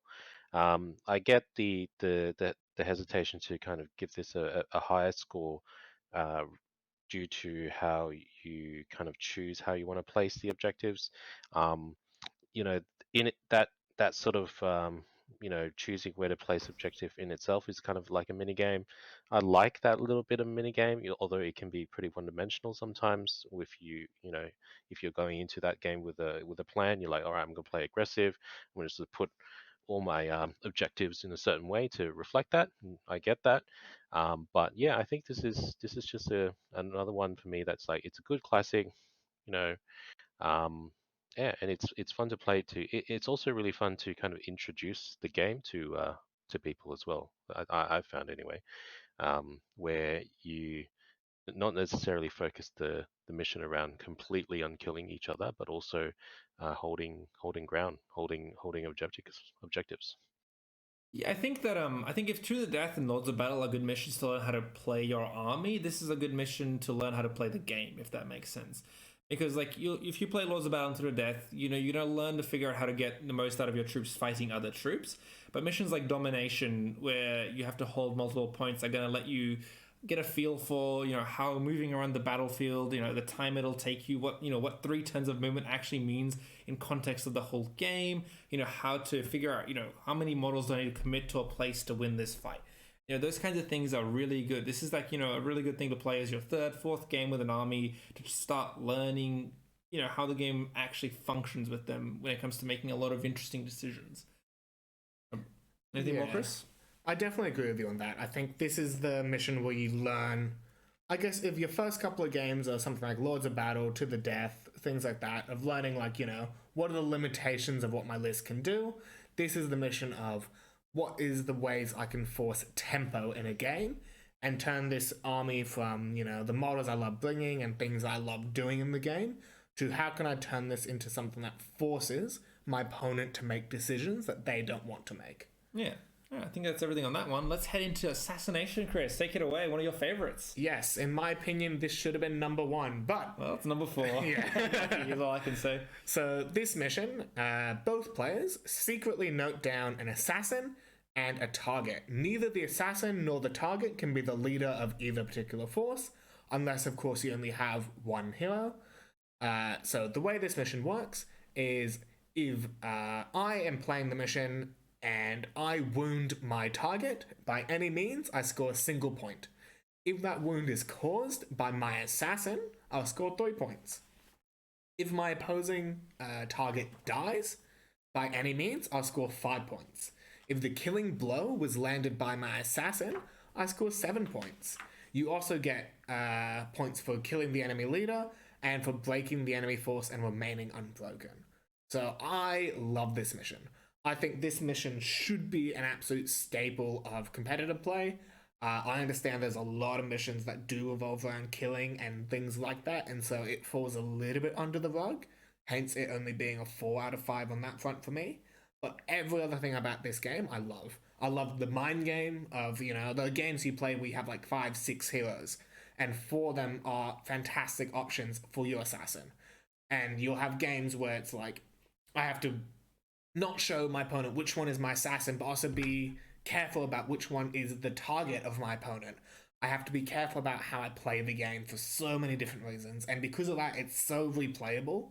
And also, just the way this mission kind of comes together, it's the perfect blend of the core idea and identity of this mission is so obvious, and the way it got executed is just brilliant. I love this mission. Yeah, I think it's a really cool mission. For me, it can be a little bit stagnant. That's why the replay value for me is a bit lower, I think. There are the levels of mind games, but at the same time, there are sometimes lists. There's quite a few matchups where assassin and target, maybe not target so much, but assassin definitely can just feel super obvious. We talk about this a lot when writing lists, you and me. It's like, this hero is a brilliant assassin for assassination.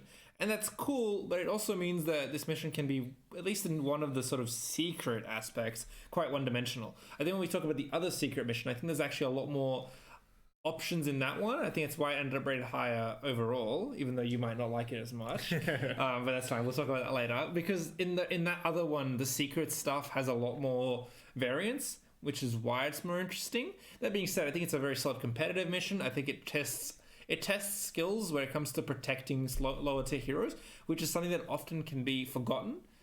Keeping weaker heroes alive is actually quite tricky in a lot of games, especially when there are solid assassin characters running around. So I think it tests a lot of skills. It's very fun trying to pick the thing. I think it's a very thematic mission, and the design reflects that well. Your leader picks his most trusted person to go kill that target that matters. I think it's a very solid narrative through design that's being told there. What about you, Eric? I think I think I understand completely where you guys are coming from in terms of the mission is executed really well. However, I think the game and the game profiles and the way armies are designed, or how you design a list, it hasn't really caught up to this type of mission. And I mention that because if I know that assassination is on the cards in terms of an event, or even casually, I'm gonna have to skew the way I want to build my list. The same way I'm gonna have to skew my list if I know contest is coming up, or in the pool, for example.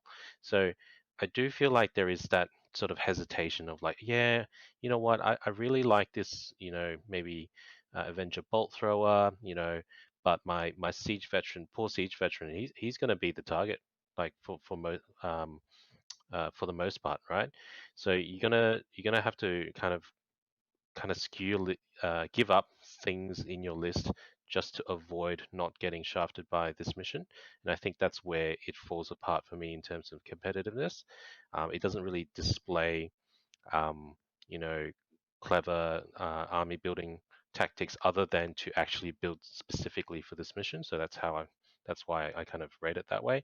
Other than that, if we were to kind of step away from that angle of looking at it, I do think it is a fairly cool mission to play. There's a lot of fake outs and guessing games and that sort of thing. But similar to Alexa, I think another mission does that a lot better. Yeah, definitely. I can definitely see why there's that hesitation, I guess, from looking at this mission from that super competitive side of things. I think to me, the thing that makes it not fall quite into the same boat as contest is that you have a lot more choice. Because even though that Avenger Bolt Thrower hero might be very vulnerable, he's also an excellent assassin. And furthermore, he is someone, because you're not forced to deploy in the same way as you are in contest, you can play protective around him. This is beyond, the assassin targets. This is a straight up fight to the death kind of deal in terms of how you play. So if you have that Avenger Bolt Thrower, you can deploy your line around him. If you suspect he's the target, if you see a hero going straight for him, you can play to protect him. There is a level of play to sort of overcome that if your list has those weaknesses, because you'll have other strengths in return. And again, because you're not forced into the center fight like you are in contest, I think there is play. But I definitely understand how this mission can skew. If anything, I think the issue isn't so much weak heroes as very strong assassination heroes might be the bigger issue in terms of skewing it. I think me and Chris talk about this. Any character with like a really good shooting profile makes a disgusting assassin. Yes. Legolas is just giga stupid in this mission. Legolas on a horse just goes pew pew every turn, 2+ing the target, and your opponent can't do anything. It's so obnoxious, you know? Yeah, and I think like models like Haldir, great example of the same sort of thing. Vrasku as well. I see so many Vraskus dominate this sort of game. But at the same time, it's like those heroes often do need a little bit of setup to get those sort of damage going. And I think that a smart opponent will understand that 99 times out of 10, that will be the assassin. And so there is a large amount of maneuvering and play that you can start to do, even if you don't see where they drop in the deployment step. Like in the actual first couple of turns of movement, if you're willing to sacrifice a pawn for a march or something like that, you can get a lot of value out of moving into positions that capitalize on knowing what your opponent wants to be doing with their assassin. So there is, I think there's a lot more play to this mission than you guys do. I get that, that's fine. Shall we jump into our third?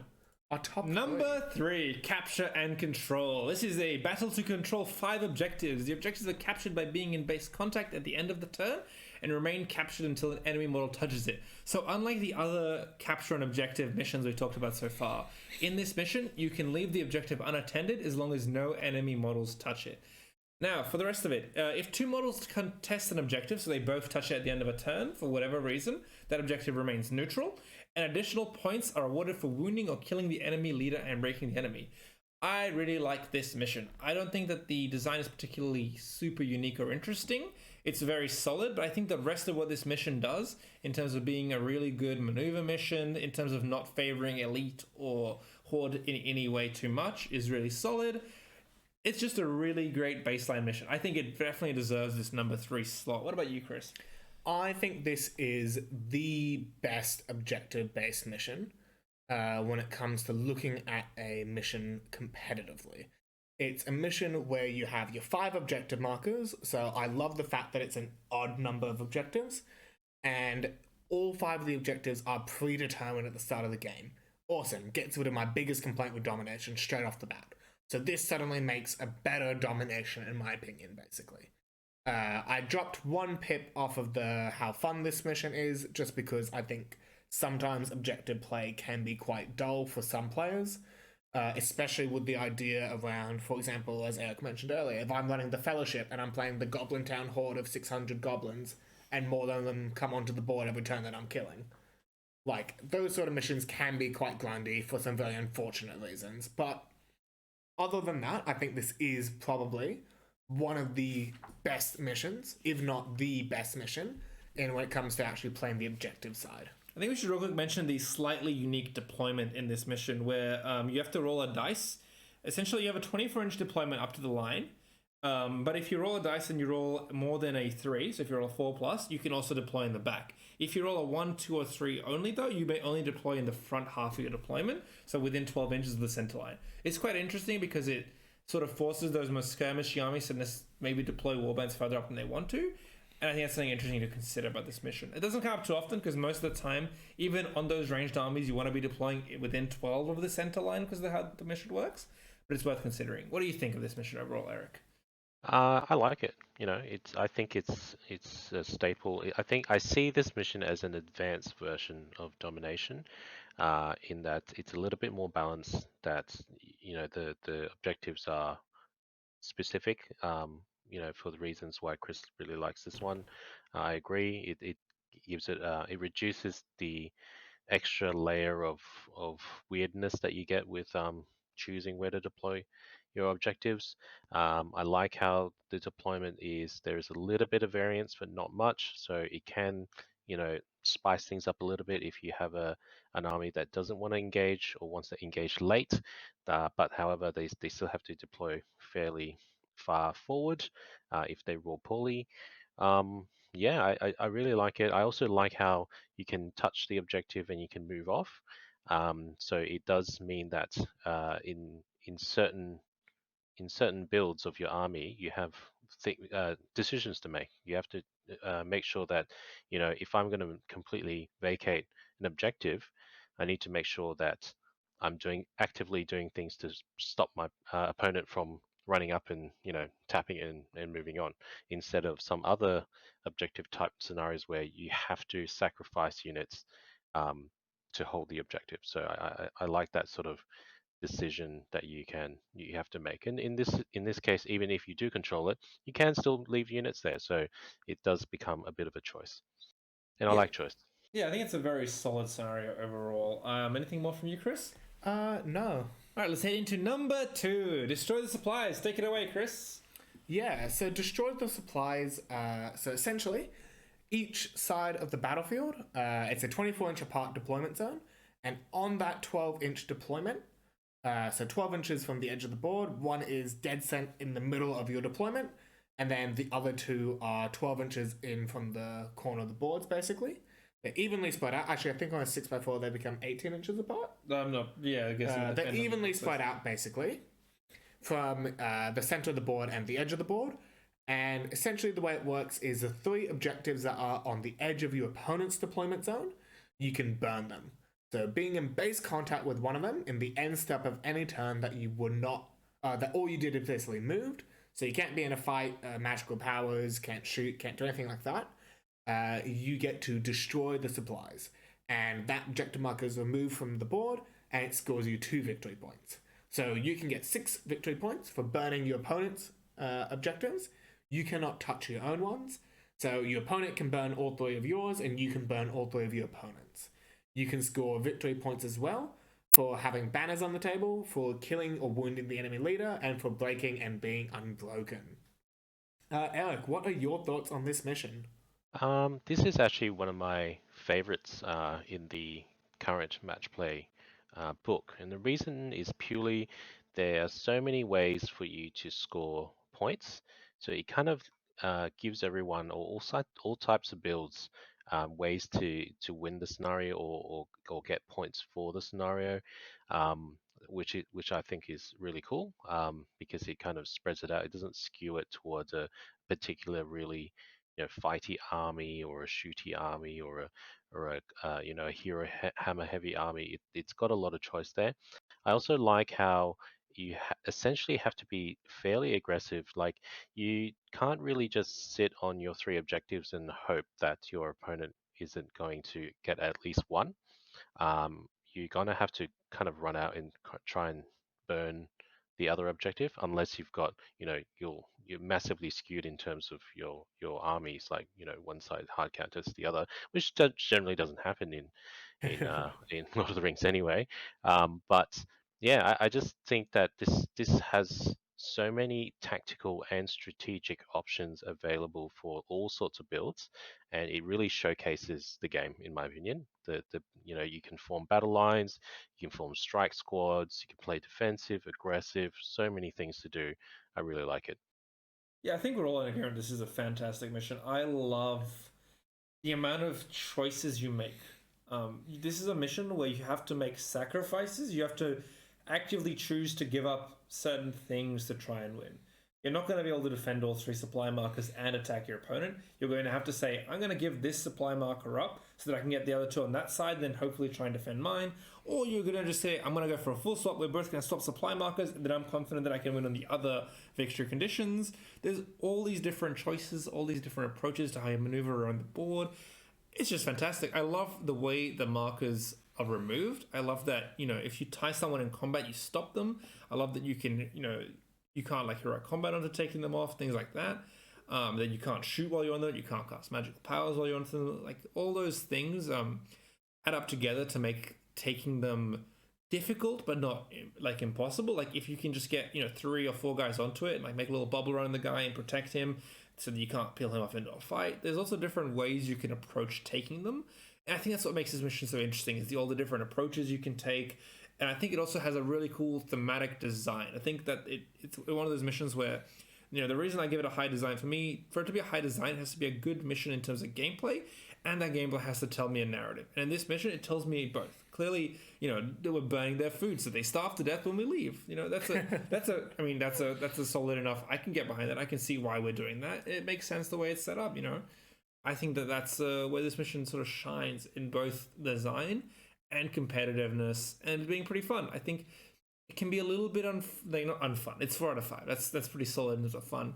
It just sometimes there's a lot of, you know, small measurements that can be really annoying if you mess them up. So you have to be really careful, because, you know, the 1 turn difference on getting on those supplies literally can win or lose the game. And so it can sometimes slow the game down on, you know, being like, I have to be really careful with these moves so that I make sure I get the exact amount of inches I need to get to here, that kind of thing.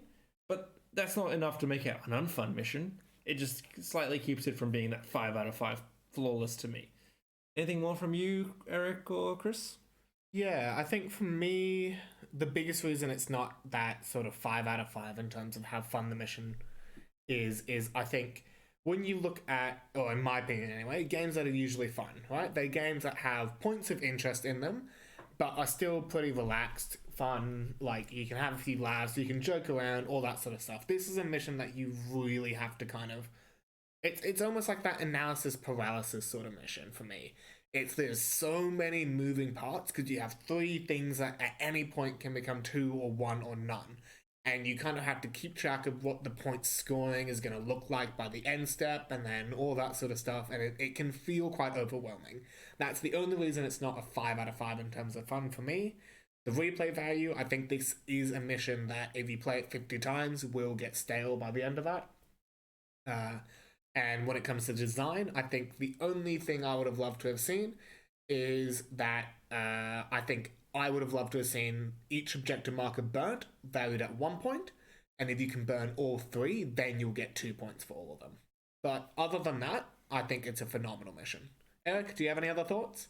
I think some of the ideas that you mentioned there at the end to kind of increase the replay value and design of the thing would be pretty cool.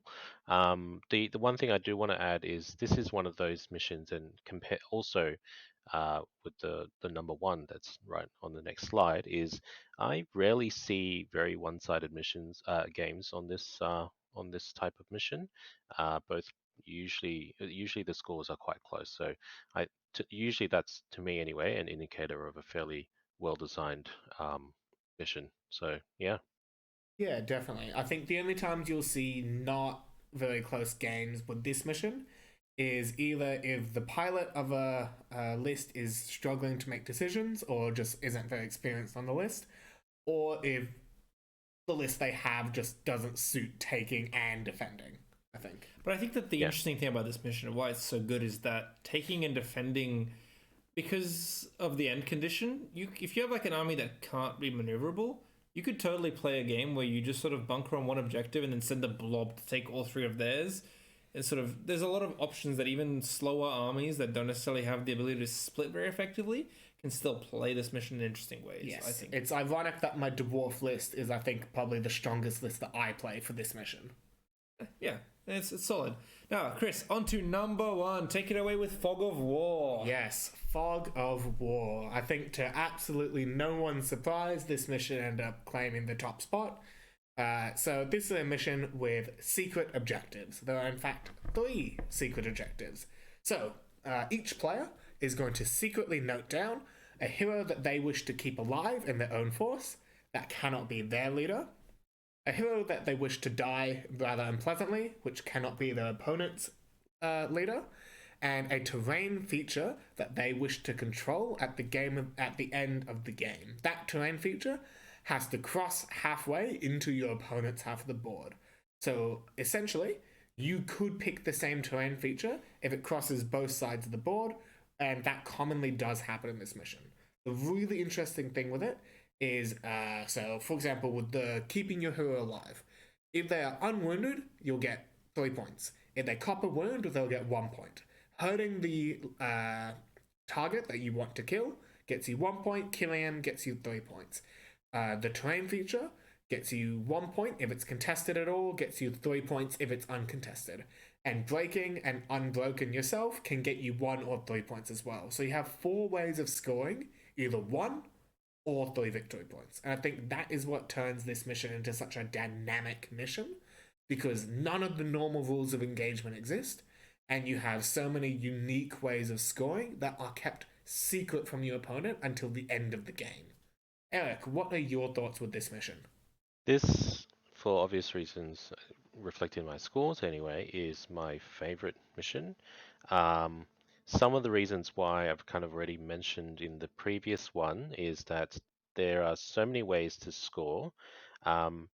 And there's an additional layer of you don't actually know what your opponent is trying to do, and they don't necessarily know what you're trying to do in terms of objective control as well as killing the enemy hero. And that's the other aspect, is this plays into 2 elements of essentially sort of match play, that being fighting as well as sort of control, or objective control, board control.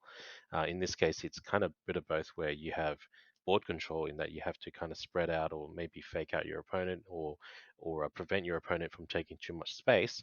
But they also, that all that space is kind of just to use to control one particular piece of terrain, that being the objective. So it's got so many layers, tactical layers and strategic layers uh, on top of that, and makes it a really engaging game to play, really engaging game for your opponent as well as to watch. This is one of my favorite type of games to watch, is because the audiences, they're guessing as to what the opponents are doing, and what the players are doing.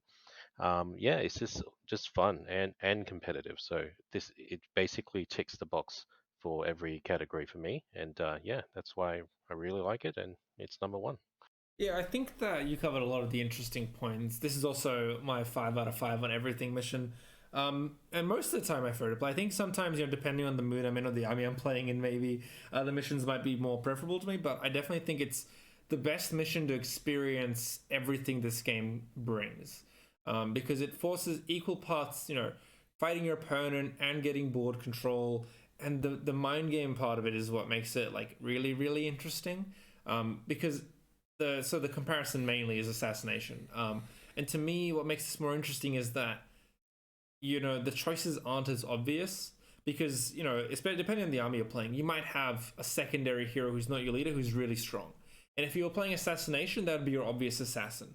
But if you're playing Fog of War, that could be a protect target because they're really strong.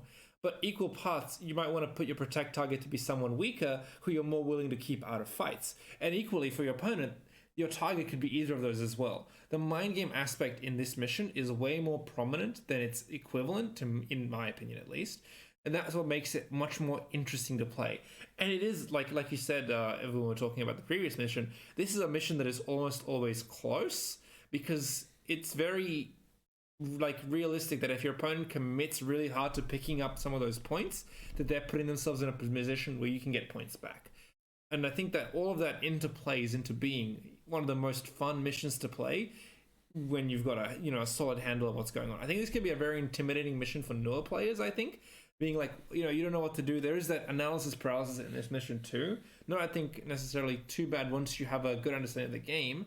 And in some sense, the analysis paralysis can be fun in this situation, because trying to imagine how you're going to pick off a character, how you're going to defend a character, all of this stuff is really compelling to think about and fun to think about, even in a non-competitive way. You could be like, wouldn't it be really funny if I picked this hero to defend and do something really interesting with trying to keep them alive, even if you're not playing super competitively? And I think all of those things combine to make this, our number 1 mission at this point, right? Anything else you want to add, Chris? Yeah, I think I just will take a minute here to defend why I gave the design part of this mission such a low score, being a 3 out of 5. And there's a couple of reasons for it for me. The first one has been even in tournaments, have had far too many arguments about what the phrase wholly within a terrain feature means when it comes to a terrain feature without an actual footprint on the table. What I mean by that is for example, the Asciliath ruins that have under the archway one, where you can run through any of the archways. It's crumbled on one corner, and you have the wooden platform on the top of it. That terrain feature many times ends up being one of the two players, or sometimes even both of their capturing terrain feature. And the argument comes up about, okay, well, I'm underneath most of the wooden platform and I'm in base contact with it. Does that count as being wholly within it? And at the end step of the game, you'll get one person decides because they're losing that it's not, or it's I can't really ask my opponent what it actually looks like to capture this feature because I asked them, they'll know exactly what I'm taking, things like that. And the other reason I think I gave it one lower than I probably could have given is basically a similar sort of thing with how you end up picking heroes and that sort of stuff. I think it can be quite difficult for a player to keep track of which heroes is interacting in which ways. And I think from a design perspective, I would have loved to have seen basically more of a weighting towards breaking your opponent. And I think I would have loved to have seen less points given to probably the killing and protecting. So I would have loved to have seen those two worth 2, the capturing and objective be changed to within base contact of the piece, because I think that is a much cleaner way of doing that rule and doesn't change it too much. And I think that the other way I'd love to see that change. So that one's worth 3 points. The protecting hero and killing a hero is both worth 2, and the break is worth 5. And being unbroken is worth 5, breaking is 3. I think that would have been a slightly different way of doing it, and that's the only reason I gave it a lower score on that front, basically. Yeah, anything more from Eric? Oh, no, I'm pretty good. I think we all agree that this is an excellent mission. Albeit some improvements could be implemented, but that can be said for pretty much all the missions in general. Yeah, But definitely. yeah, very happy with this one overall though. Yeah, I think so even when we're being somewhat harsh some of these missions, I think for the most part they are really good to play. I think designing and redesigning and being like, we could fix these things after having played, 20, 30 games of this game and all these missions is a lot easier, to do than actually bringing the thing from scratch. And I think it's very important to note how interesting also the different conflicting points of view we have on the same mission. I think it's something that's very interesting from this whole conversation we've had. I think it's very interesting to think about is how different people will interpret and sort of relate to the different mechanics and ideas of the game and how they'll influence like how they view that mission. Like those arguments you've had, Chris, have somewhat had a negative impact on your view of this mission. Whereas I guess I've been lucky enough never have that issue or to never care that much about it, so that's not influenced my view. I think it's very sort of instructive on how we can talk and look at these sorts of things in that regard. Anyway, now let's go to the final count. Eric, take it away with our rankings to the top 9. All right, at rank number 9. With a score of 40, Command the Battlefield. Rank number 8, Divide and Conquer. Score of 41. Number 7, Retrieval, 43. Number 6, Breakthrough, 44. Number 5, Domination at 45. Number 4, Assassination at 46 points. Number 3, Capture and Control with 51. Destroy the Supplies at number 2 with 54. And finally, at the tippy top, Fog of War with a score of 56. Yeah, any you think should be higher or lower there, Chris, other than Assassination, Little Pet Baby? Well, okay, so if I'm to be completely honest, I would love to see the top 5 rejigged a little bit. I would love to see Domination, Capture and Control, Destroy the Supplies, probably being objective with it, Assassination, and then Fog of War. But personally, I would like to see, obviously, Assassination at number 1. I understand why it's not, but that's how I would change it. I think the rank 9 through to 6, I think, make a lot of sense. I'm pretty happy where they all sit. I think Command the Battlefield definitely could be a little bit higher if there were some changes made to how Maelstrom kind of impacts the game.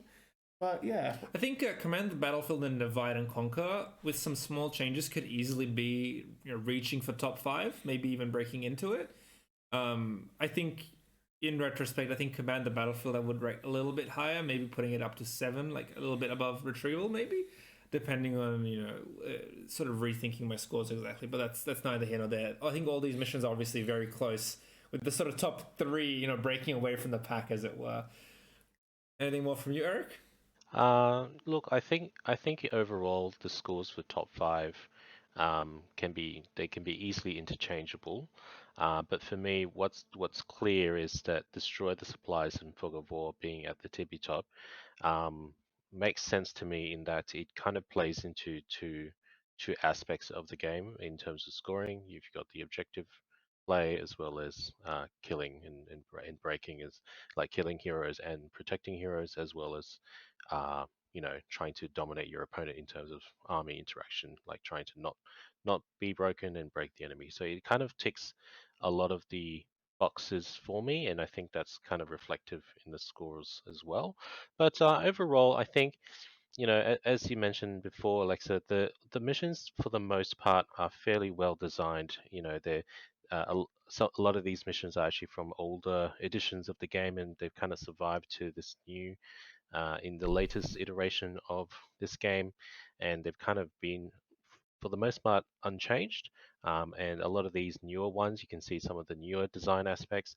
I personally think that a lot of the design uh, should happen at a more of a macro scale. Maybe perhaps, I think we've had a discussion, and we probably will have a discussion later on the aspect of how to trigger an end game state in uh, in in the missions in general. Well, something we didn't really talk about too much is, how do these missions actually reach a conclusion? A lot of them feature, things like reducing to a quarter or maybe a sudden end, for example.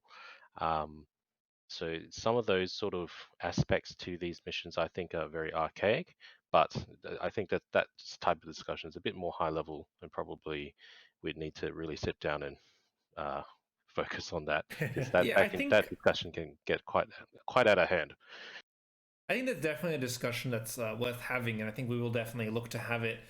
It is very interesting that when we think about these missions, we don't think too much about the end state. I think it's a very common thing that we both look at each other, as we're reaching 50% and be like, oh, does breaking end the game? And then we sort of like, oh, okay, Yeah, then we rethink our that's the plans, most- especially in more casual yeah. games. Oh, there are so many games that you and I play where it's like, I'll go like, "Hey Alexa, when does the game end?" Yeah, and you'll go, "Oh, it's a 1-2 break. Why?" And I'm like, "Can you just do a kill count for me quickly?"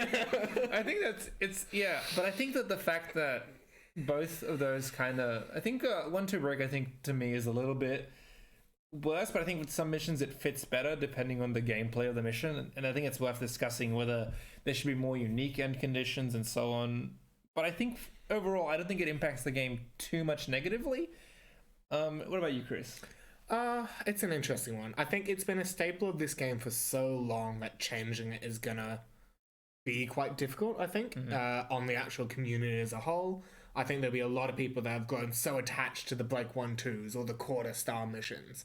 In the same way that there were so many people that both love and both hate the idea of banners scoring points and things like that. Implementing it in different ways or changing parts of it, I think, is gonna really pique the interest of some people and really trigger other people. Yeah. So it's one of those really weird ones. I think it's very easy for you or me or Eric to sit here as a backseat gamer, put on our glasses, tip our fedoras, say, "Well, actually, I think it should be exactly like this, guys."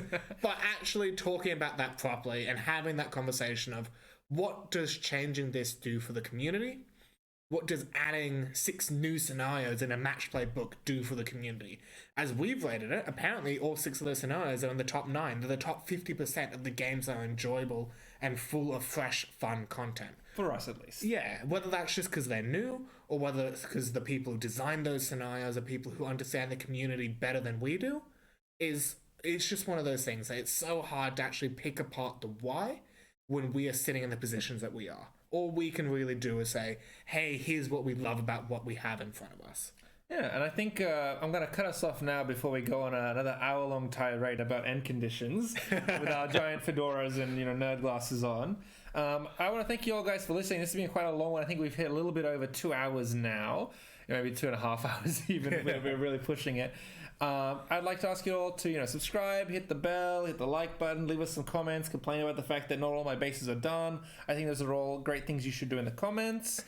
You, Chris, anything final to say? Other than if you have made it this far through the video and have been someone who has watched a few of other videos before, thank you so much for that support. Obviously it doesn't mean a lot to you guys, but it moves mountains for what we're trying to do here. And yeah, exactly what you said, Alexa. A like, a comment, a subscribe, those sort of things, they aren't essential, but they do make an absolutely Herculean difference in what we're trying to do in this space. Alec, any other thoughts from you, anything before we sign out? No, I'm just going to sign out. Thanks for listening, guys. Thanks for bearing with us for this long journey in the topic of match play scenarios. Yeah, catch us at in other videos. And yeah, Love it. guys. Yeah, well, in that case, have a lovely day. We'll see you all next week.